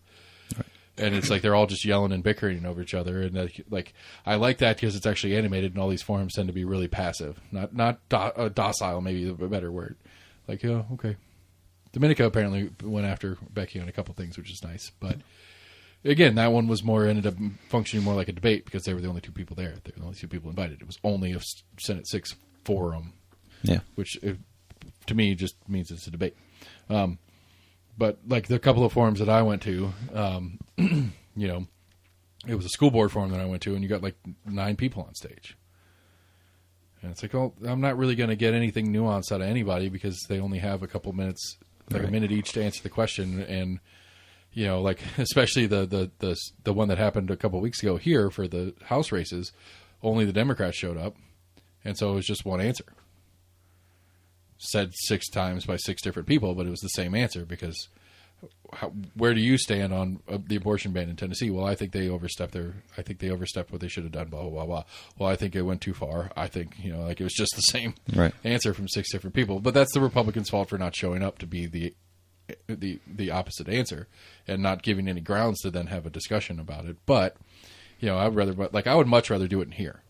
That would be my favorite. Not because I want to host it, because I would probably suck at it, but I would rather have it in here, 2 people, a couple hours, and just talk about stuff, and let them talk to each other and do whatever, as long as and maybe a fist fight would be the worst thing. Jesus. I mean, like depending on what it is, like if it's over, like, if it's over something stupid, like Elaine Davis goes into it with Brian about his stupid tax evasion thing, and he's like, God damn it, I didn't evade my fucking taxes. Quit being dumb. And then she reaches over and slaps him for getting loud. But he was late. You got to remember that. How can you trust a person that pays their taxes late? Right. Nobody pays their taxes late. While they're going through a financial scam. Nobody pays their taxes late. I mean, and the Republican Briggs gave him a break. So why did the Republican Briggs give him a break? How so? The tax assessor Briggs was the collector on it, and when Goldberg came to him and said, "Hey, I realize we missed this. Here are our legal documentation for this issue that we got our identity stolen and stuff like that." Briggs said, "Just pay what's due. I'm not going to charge you a late fee." Right. And so why would your Republican colleague... I heard he paid it and didn't have to pay a late fee. Right. I don't know if I read that or you told me that. Why would your Republican colleague give him a break if he's so fucking evil? He's in a different district. He's not as against him.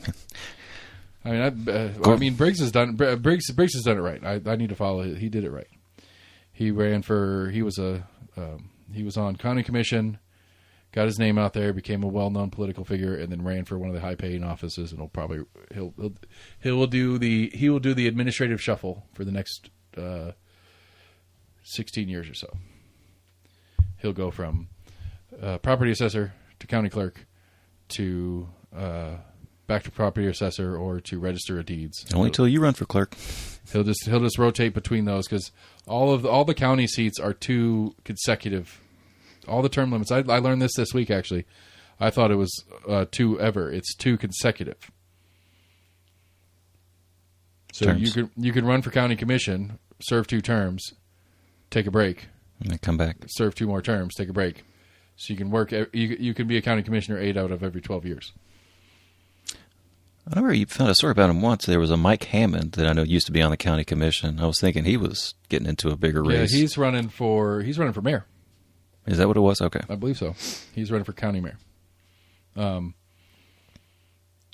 But again, I think Briggs did it right. So he went from making like $17,000 a year on county commission to, I think it's like 160 as property assessor. And then he'll go over to the clerk's office and he'll just make like 160, 175 grand a year for the next 12, 15 years or whatever it is. And he'll just keep serving them out. It's a smart game. Apparently, the Register of Deeds office has gone back and forth between the same 2 guys for a couple of different cycles.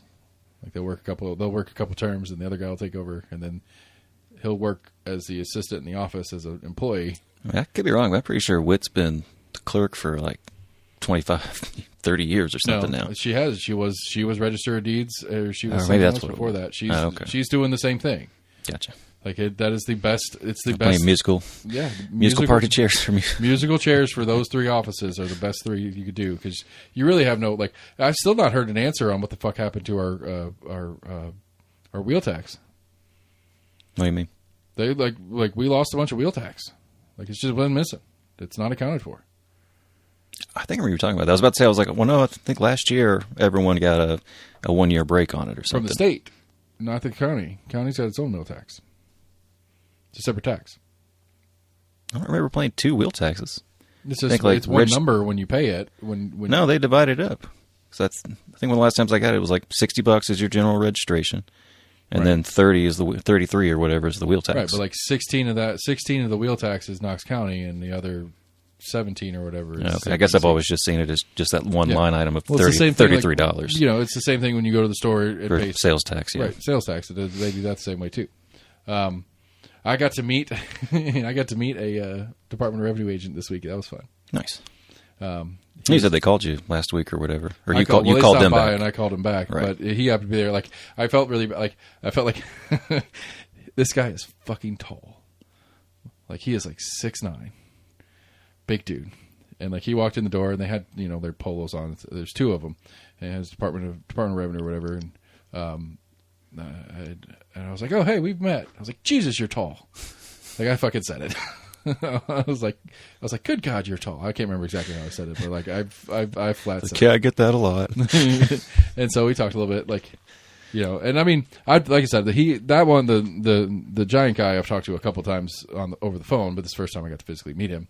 And then he had another guy with him. I'm not exactly sure if it was a superior or underling that he was showing the ropes. So I'm pretty sure he was acting like a superior because the first guy walks in the door and he starts talking to this other guy who's just kind of standing over the corner looking around.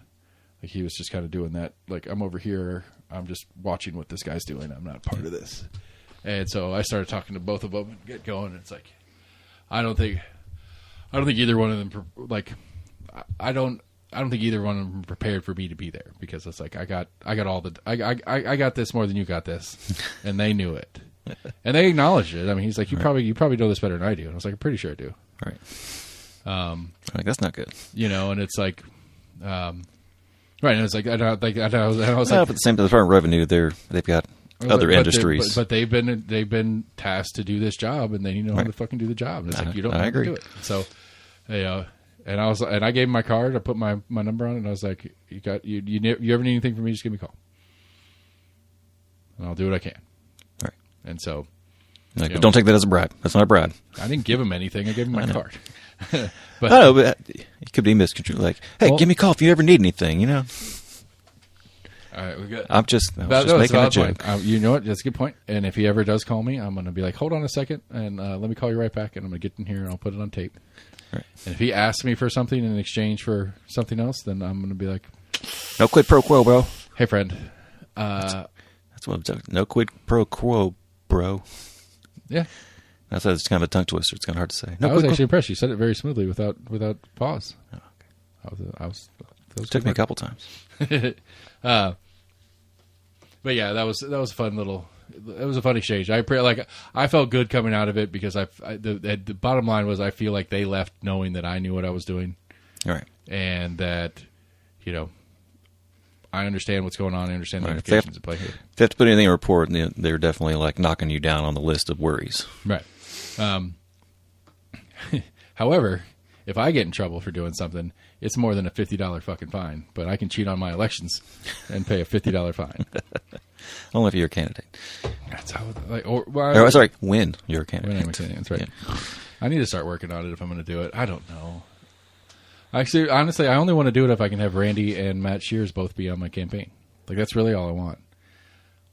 I want Randy and I want Matt and Randy to team up to help me run as an independent. Right. To see if I can get. I need you guys to help me from both sides. To see if I can take an office that has been a Republican office, because it's a win. Like I don't know, it's not really a win for Randy, but it'd be a win for Matt and the Democrats for a non-Republican to hold that seat. Any countywide seat. Which one are you talking about? Oh, the House seat here. No, or the council seat here. No, the Register of Deeds, or clerk, or county clerk, or whatever Briggs is, and I just blanked out on. I mean, it doesn't. Property I think for the most part they run unopposed, so I don't think they've really got much competition. I could be wrong, but I feel like I'm going off of like the signs I've seen out. Like, no, we had a couple run for property assessor this last. Really? Back here in August, there was a race, and it was two guys that were very similarly. Because I think it was the incumbent who was the head of the office, and like his top, like lieutenant, like his top employee, were the two. And so, like, a lot of the questions were like, "What would you do differently?" Nothing. How would you change the way you're doing? How would you change the way he's doing the office? I was like, "No, he runs the office great." Right. And he's like, and so it's like the guy who runs the office who's like, "I'm running the office and it's great." And the guy that's running against him is like, "He's running the office, but I want to run it, but he's running it great. I'm going to run it just like he did." It was a very unfulfilling race. So everybody just flip a coin. Yeah, it really doesn't matter. If there's nothing else in there, know. But that's my point, though. Like, although that's the thing about those offices and why I want there's some of them that have power. There's no. I mean, there was the county clerk lady in Kentucky that took it upon herself not to file or not to process. And then the Supreme Court of the state or whatever has said you're going to do it, or we're going to put somebody in there that's going to do it because you have to do it because it's your job. All right, but I think it might have gone to an appeal. Did it just take one court date? She didn't have the authority to do it. Now, yes, she did it anyway, but she didn't have the authority to do it. She was breaking the law. I thought maybe according to like Kentucky law or some state laws, there was a little bit of wiggle room in there. No, she was breaking her oath of office doing that, doing what she did. And I don't know exactly how it broke down. And I guess at the end of the day, yes, you do have some discretion to fight the court case to not get pulled out of your seat, and or whatever possible penalties could come in play when because you're breaking state law at that point. Your job is, you don't have the discretion to pick who gets a marriage license. Right, you're just processing. As long as people you're literally rubber stamping. You're going tuck.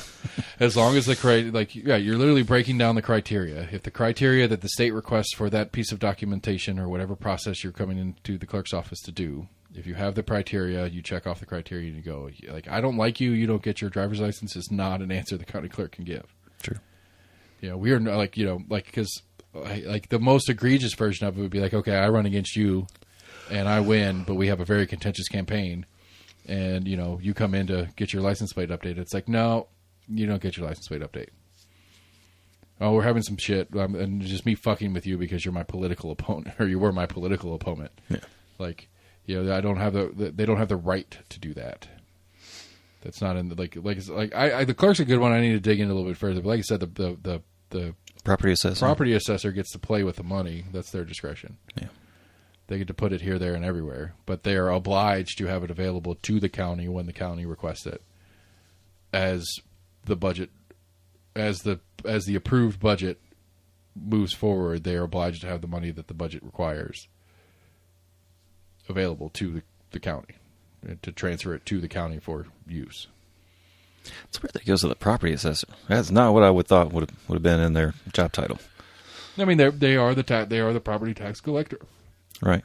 I don't know. Like we were talking, that's what we talked about last week. I don't know the answer to. Is that the bulk of what our incoming money is property tax? Of the discretionary, yeah, okay. Of the stuff that we can do stuff with, because the sales tax is fairly minor, especially for the county.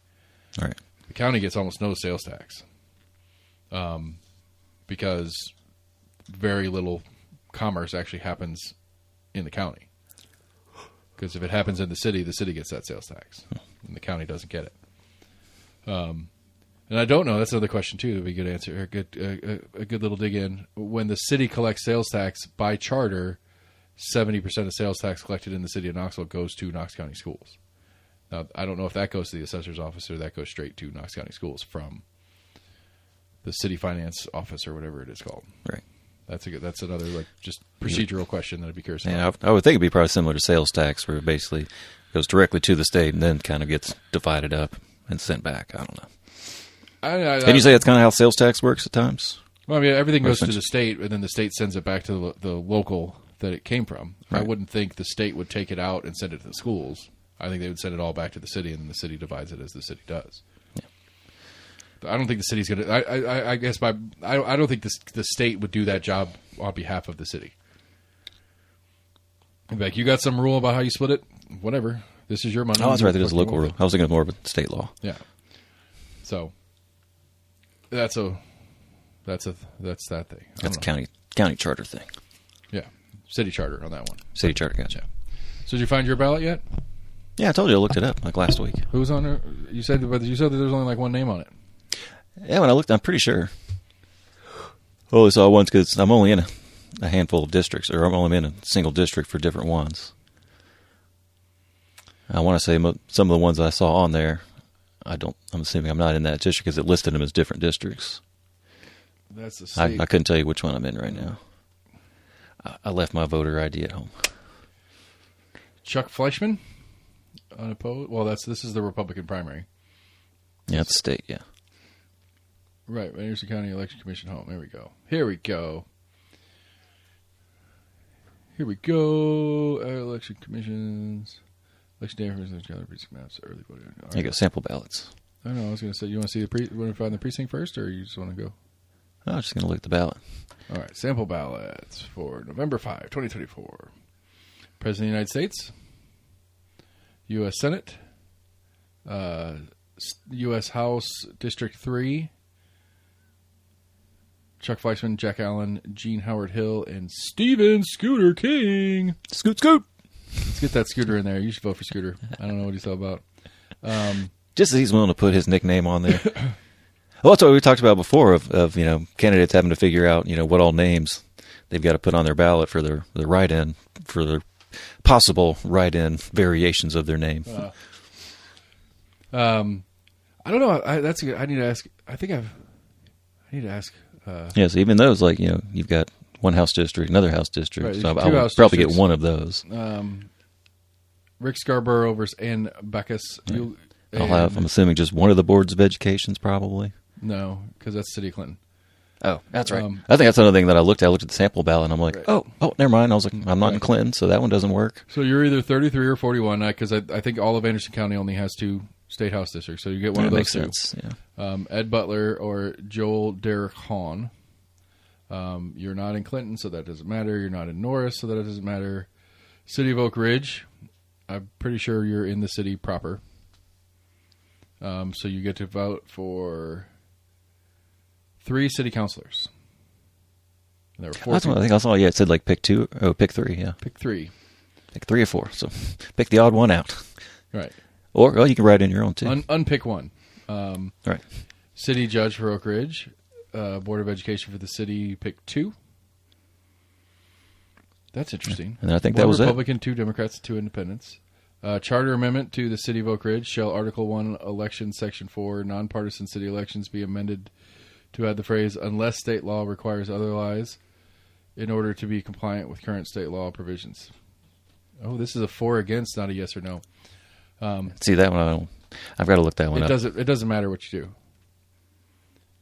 Okay.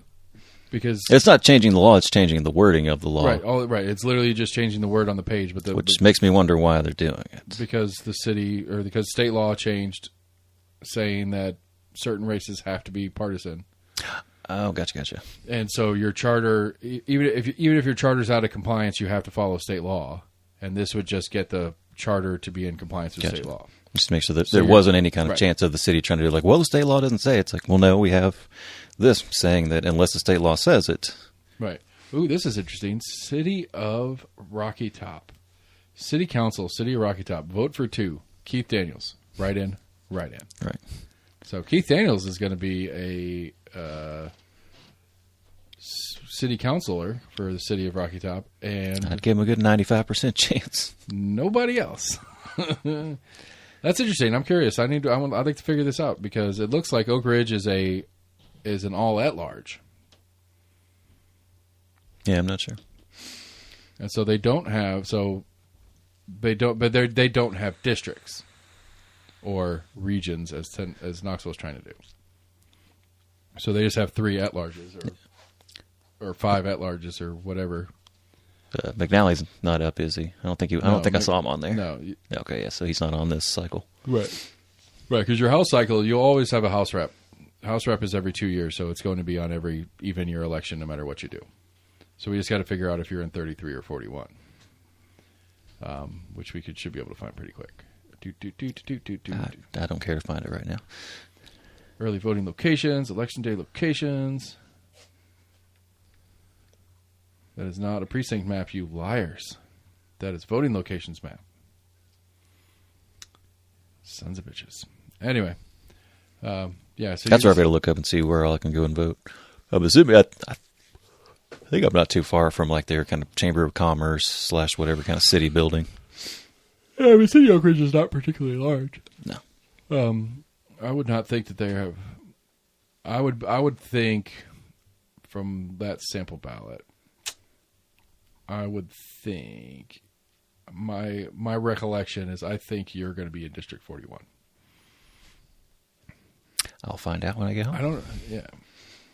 I would think because Ed Butler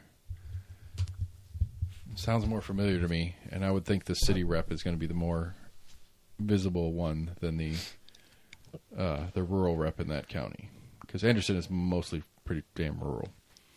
Yeah, good bit of it. I mean, you have Clinton, which is a town of 30,000. Oak Ridge, which is a town of 80,000. I'm not sure how big it is. And then you have, I didn't know Rocky Top was an actual municipality. I just thought it was a township. And then there's right there, when you're getting into Windrock, that's... Lake City? No, that's before you get to... the hell's that called? Jellicoe. No, it's a tiny Jefferson like City. Oh, if you ever gone out that way, like you can see off. There's like a historic area, but it's like a tiny like little old town with a bunch of like brick buildings. Oliver Springs. Yeah. Oh, Jinx. You owe me a Coke. That's what I was trying to think of.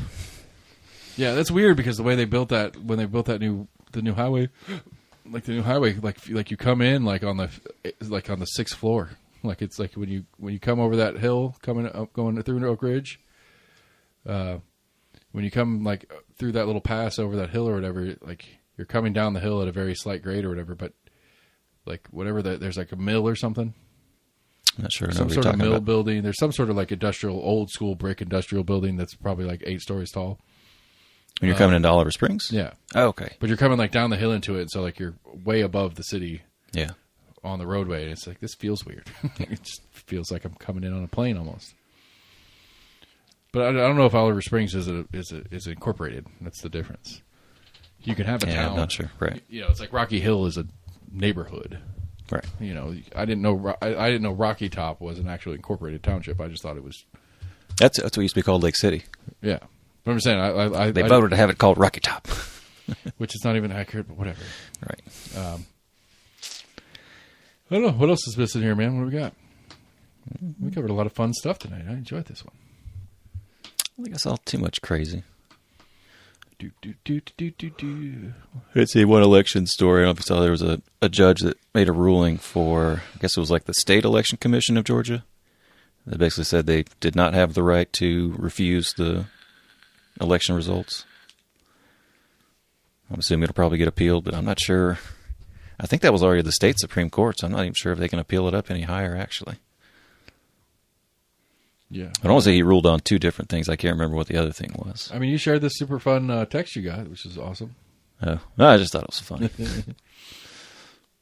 I mean, you need to go right now, drive your happy ass up to Pennsylvania, get registered so that you can help Kamala win. That's what this text is. I wouldn't be able to get registered there. Why not? No, they want money. Oh. I'm assuming. I think these ones I've got, I've reported them all as junk, and I haven't gone so far as to hit like stop on it because I really don't think that stop would actually stop any of them. So I just delete them, report them junk half the time, or sometimes just delete it. Just delete it. A lot of them are like, we're up to 800% matching. We're at 900% matching. Oh, then I saw this Republic Restorative Distillery,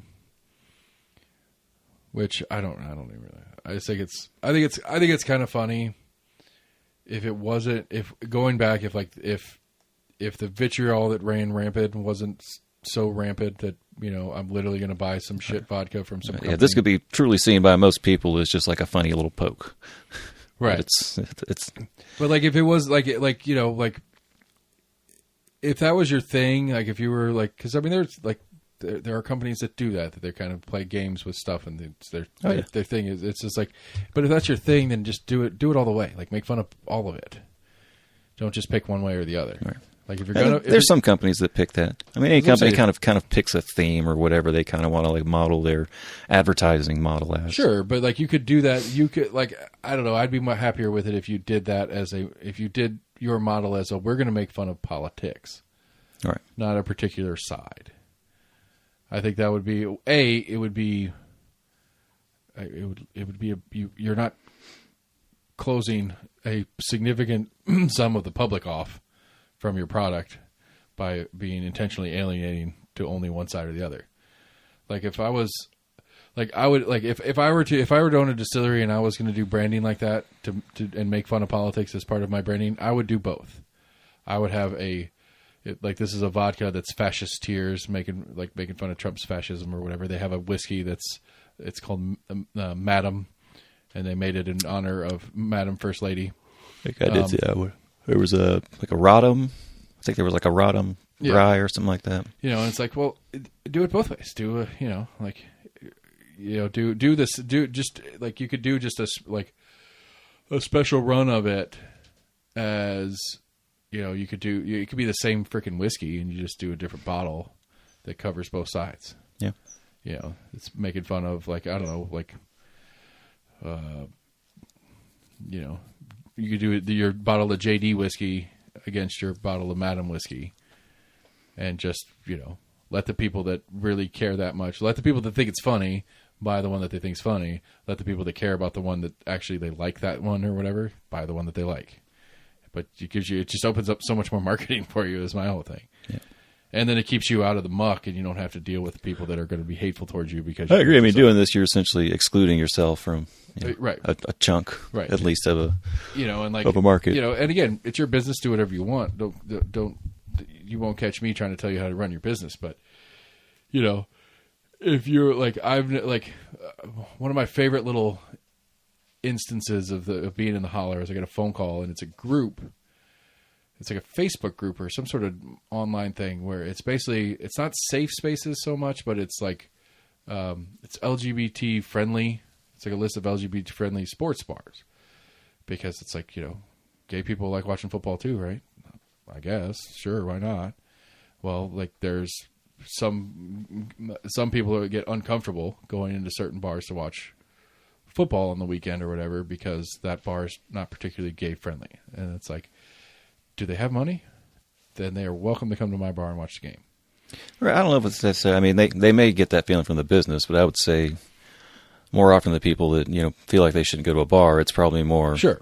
Right. Because they probably had more issues with the clientele they're in there with. I don't care who you are or what you're into. Right. If somebody else is hassling you in my bar, I don't care what their reason for hassling you is. Right. That's not permitted in my bar. Right. You don't get to just go up and start being rude to somebody because you don't like the way they dress, right. Or look, or you're fucking with my bank, bro. Right. The person who is kind and nice and cool, they're welcome to stay. The person who's being rude needs to leave, no matter which version of it. If the guy that's being an asshole is the gay guy, I'll kick him out too. I don't care. Right. It has nothing to do with that. It has everything to do with how you act in my place. Right. And I was like, yeah, anybody is more than welcome to come hang out here. Nobody is welcome to come here and be rude to anybody for any reason. I agree. That's my stance on it, because I want everybody's money, not just one person. Like I'm not too I can't imagine that the situation that would make sense where it's like, well, I don't want your money. It's like I want it. I want all of it. I can't, especially like on some philosophical thing. Like, I don't want your money. It's your money's dirty money. It's the same green dollars as everybody else's, but because you had it, it's dirty. Right. I don't want it. Yeah, that's kind of my thing on that. So anyway, that's the bottle of stuff. So I guess.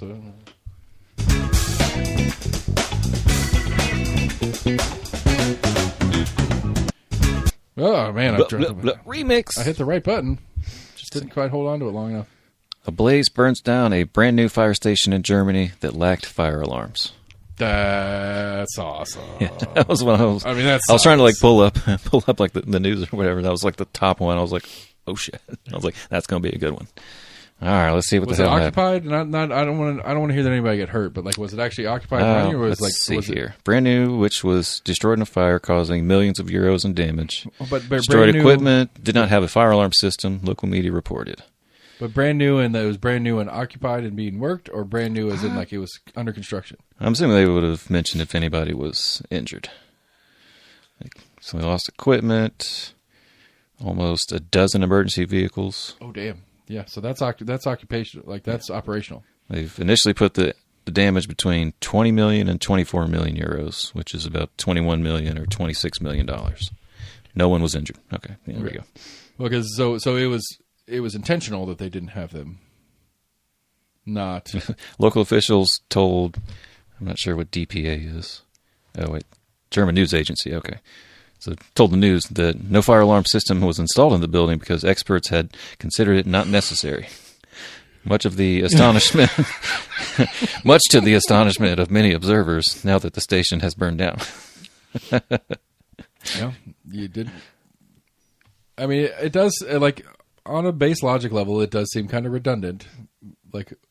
Okay, the fire alarm's going off. Who are you calling? The people that are in the fucking building. Us that are here. Yeah. But at the same time, it's like, how often is the building empty? Because guys are out on call. But that sucks. Don't get me wrong, but that's hilarious. Really? You couldn't put one in there? Do you guys have carbon monoxide detectors either? Because they're probably running on gas. Yeah. I don't. But again, it's like, okay, so in the response priority list, if you're out on a call because something's happened and you get an alert that there's a fire at an abandoned warehouse, do you leave a current emergency to go to that one, or do you finish your current emergency? Like, is there a priority system in play? Because I would think the firehouse would be pretty low on the priority list of calls to go to if you have more important calls in play. So even if it did have an alarm system... I mean, that's debatable, because essentially, how are you going to fight other fires if your fire station and your fire trucks just burned down? Man, I don't That's know. where it would take a little bit to at least pull the trucks out. Be like, okay, we can find another building to move these in, but we need to at least get all our vehicles and all the equipment we lost. Right, but then that's what's confusing to me too. If they had that many vehicles in there, that means they were there. So how did they not? Not necessarily. Where's everybody? Where's all the firemen? I mean, it could be like a smaller town. I don't know if it's more of kind of like a volunteer where they just got people that are close by. They keep one or two there, maybe. They get the call and they all drive in and then they jump in the truck. Right. Yeah, but that's just that a many guess. vehicles there. I don't know. I have some questions, but they're unimportant. Some smaller towns, that's how they do it. I mean, that's how we do it here with smaller towns. I would think it's illogical to have 5 or 6 guys just constantly stationed at the station. I mean, my thought. I think they usually have 1 or 2 that stay there anyway. Right, so. Yeah, but that's what I'm saying. But again, that if the people are that are on call are that close, then nobody was there to see the fire. Yeah. Okay. A lot of questions. Yeah, they should have put alarms in there. Just a basic. Yeah. What for? Just something. I can hold the button down. I promise. Let's see here. Now do one better. There's a baseball one. Oh, never mind. Here we go. Mud, Beer, and Cash. Annual Wife Carrying Championship attracts competitive couples to Maine.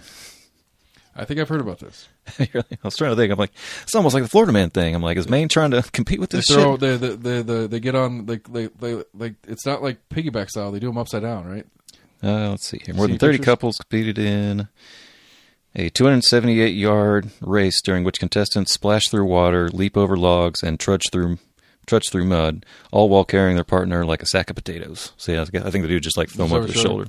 I mean, that's how you would try to carry most people anyway. Well, I've seen one version of something like that where the smaller person, whether it's the wife probably or not, is like upside down where both legs, like the legs are over both shoulders.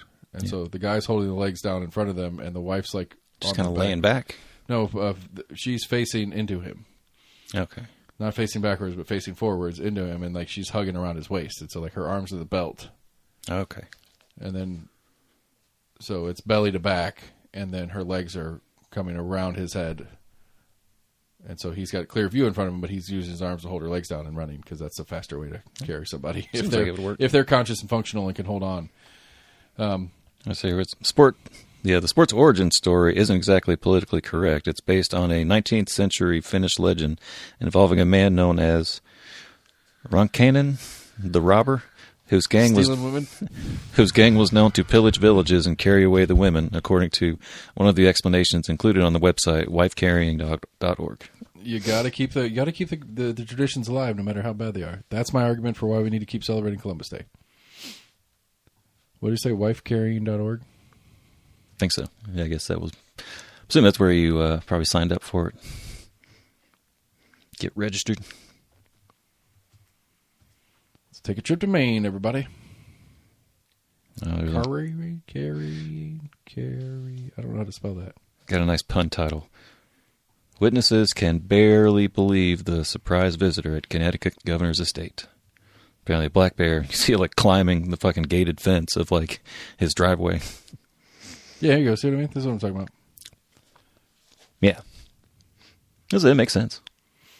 It's so funny. Good times had by all. I don't know if it said what the prize was.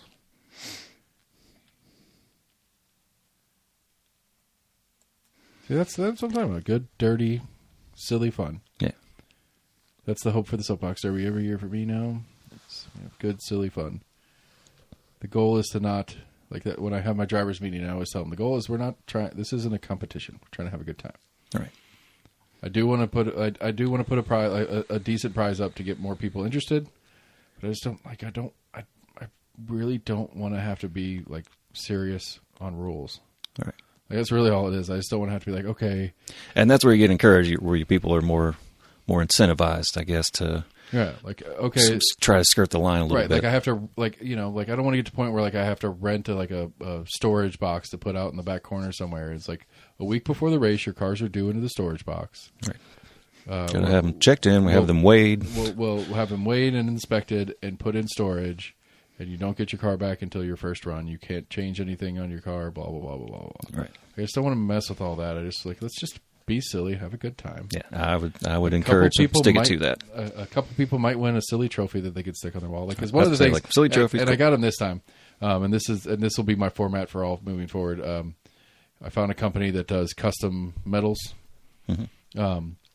And so this one's Halloween themed, so the medal's got like some Halloween stuff on it, and then the centerpiece of it is. That was one you looked at, but you had to buy like 30 of them or something. Yeah, I ended up getting 15. So all the drivers will get all the drivers will get the medal, and then there'll be the couple of winners. And so like I really want to focus on the participation trophy part of it, to just because you get to go, you can hang that in your office, or you can put it on. Like what I really want to do. That's what I was just thinking of. I know we did it like in Boy Scouts, where all the troops would come together. I forget what we called it, but I think it was like the tower. I think was what it was called. It was literally like a little wooden like tower that was built up, but it was like a trophy that went around to whoever won that year. Yeah, that's what I was thinking. We could do something like that, where you've got a singular trophy that travels around. You get to hold it until the next race, like the lovely Stanley Cup. Yeah, I do like that too. That's actually what I want to do for the race trophy in the future. That's where you get more people like, oh, what trophy? Like, oh, it's this right. You should come do it this year. You can take it and display it in your thing wherever you are, or we can have a place. Tell everybody about it. We can have a place in the holler where or you can have it for the first 6 months, and then it comes back, and we'll have a display place where you can see it on the street when you're in the holler. It'll be like the first couple months leading up to it or whatever. Yeah. Like, hey, you win, you keep it to this. Right. But when we start registration for the next one, when you see the trophy back on the street, that's when it's time to get ready for the next race. Not a bad idea. I like it. That's what we're going to start working towards. So we'll do one episode again. We'll do another episode next week before the Holler Boo, but next week I'm going to be a disheveled mess, because next Friday night when we're taping, I will be getting up at 8 a.m. to get out there and set up a racetrack. Yeah, we can court run early if you want. Well, I'm not worried about the sleeping part of it. I'll get up. I'll be jacked up. I'm excited. I'm a little worried. I haven't gotten clarification on a couple of my volunteers that were supposed to help me with the race, and that's got me a little bit,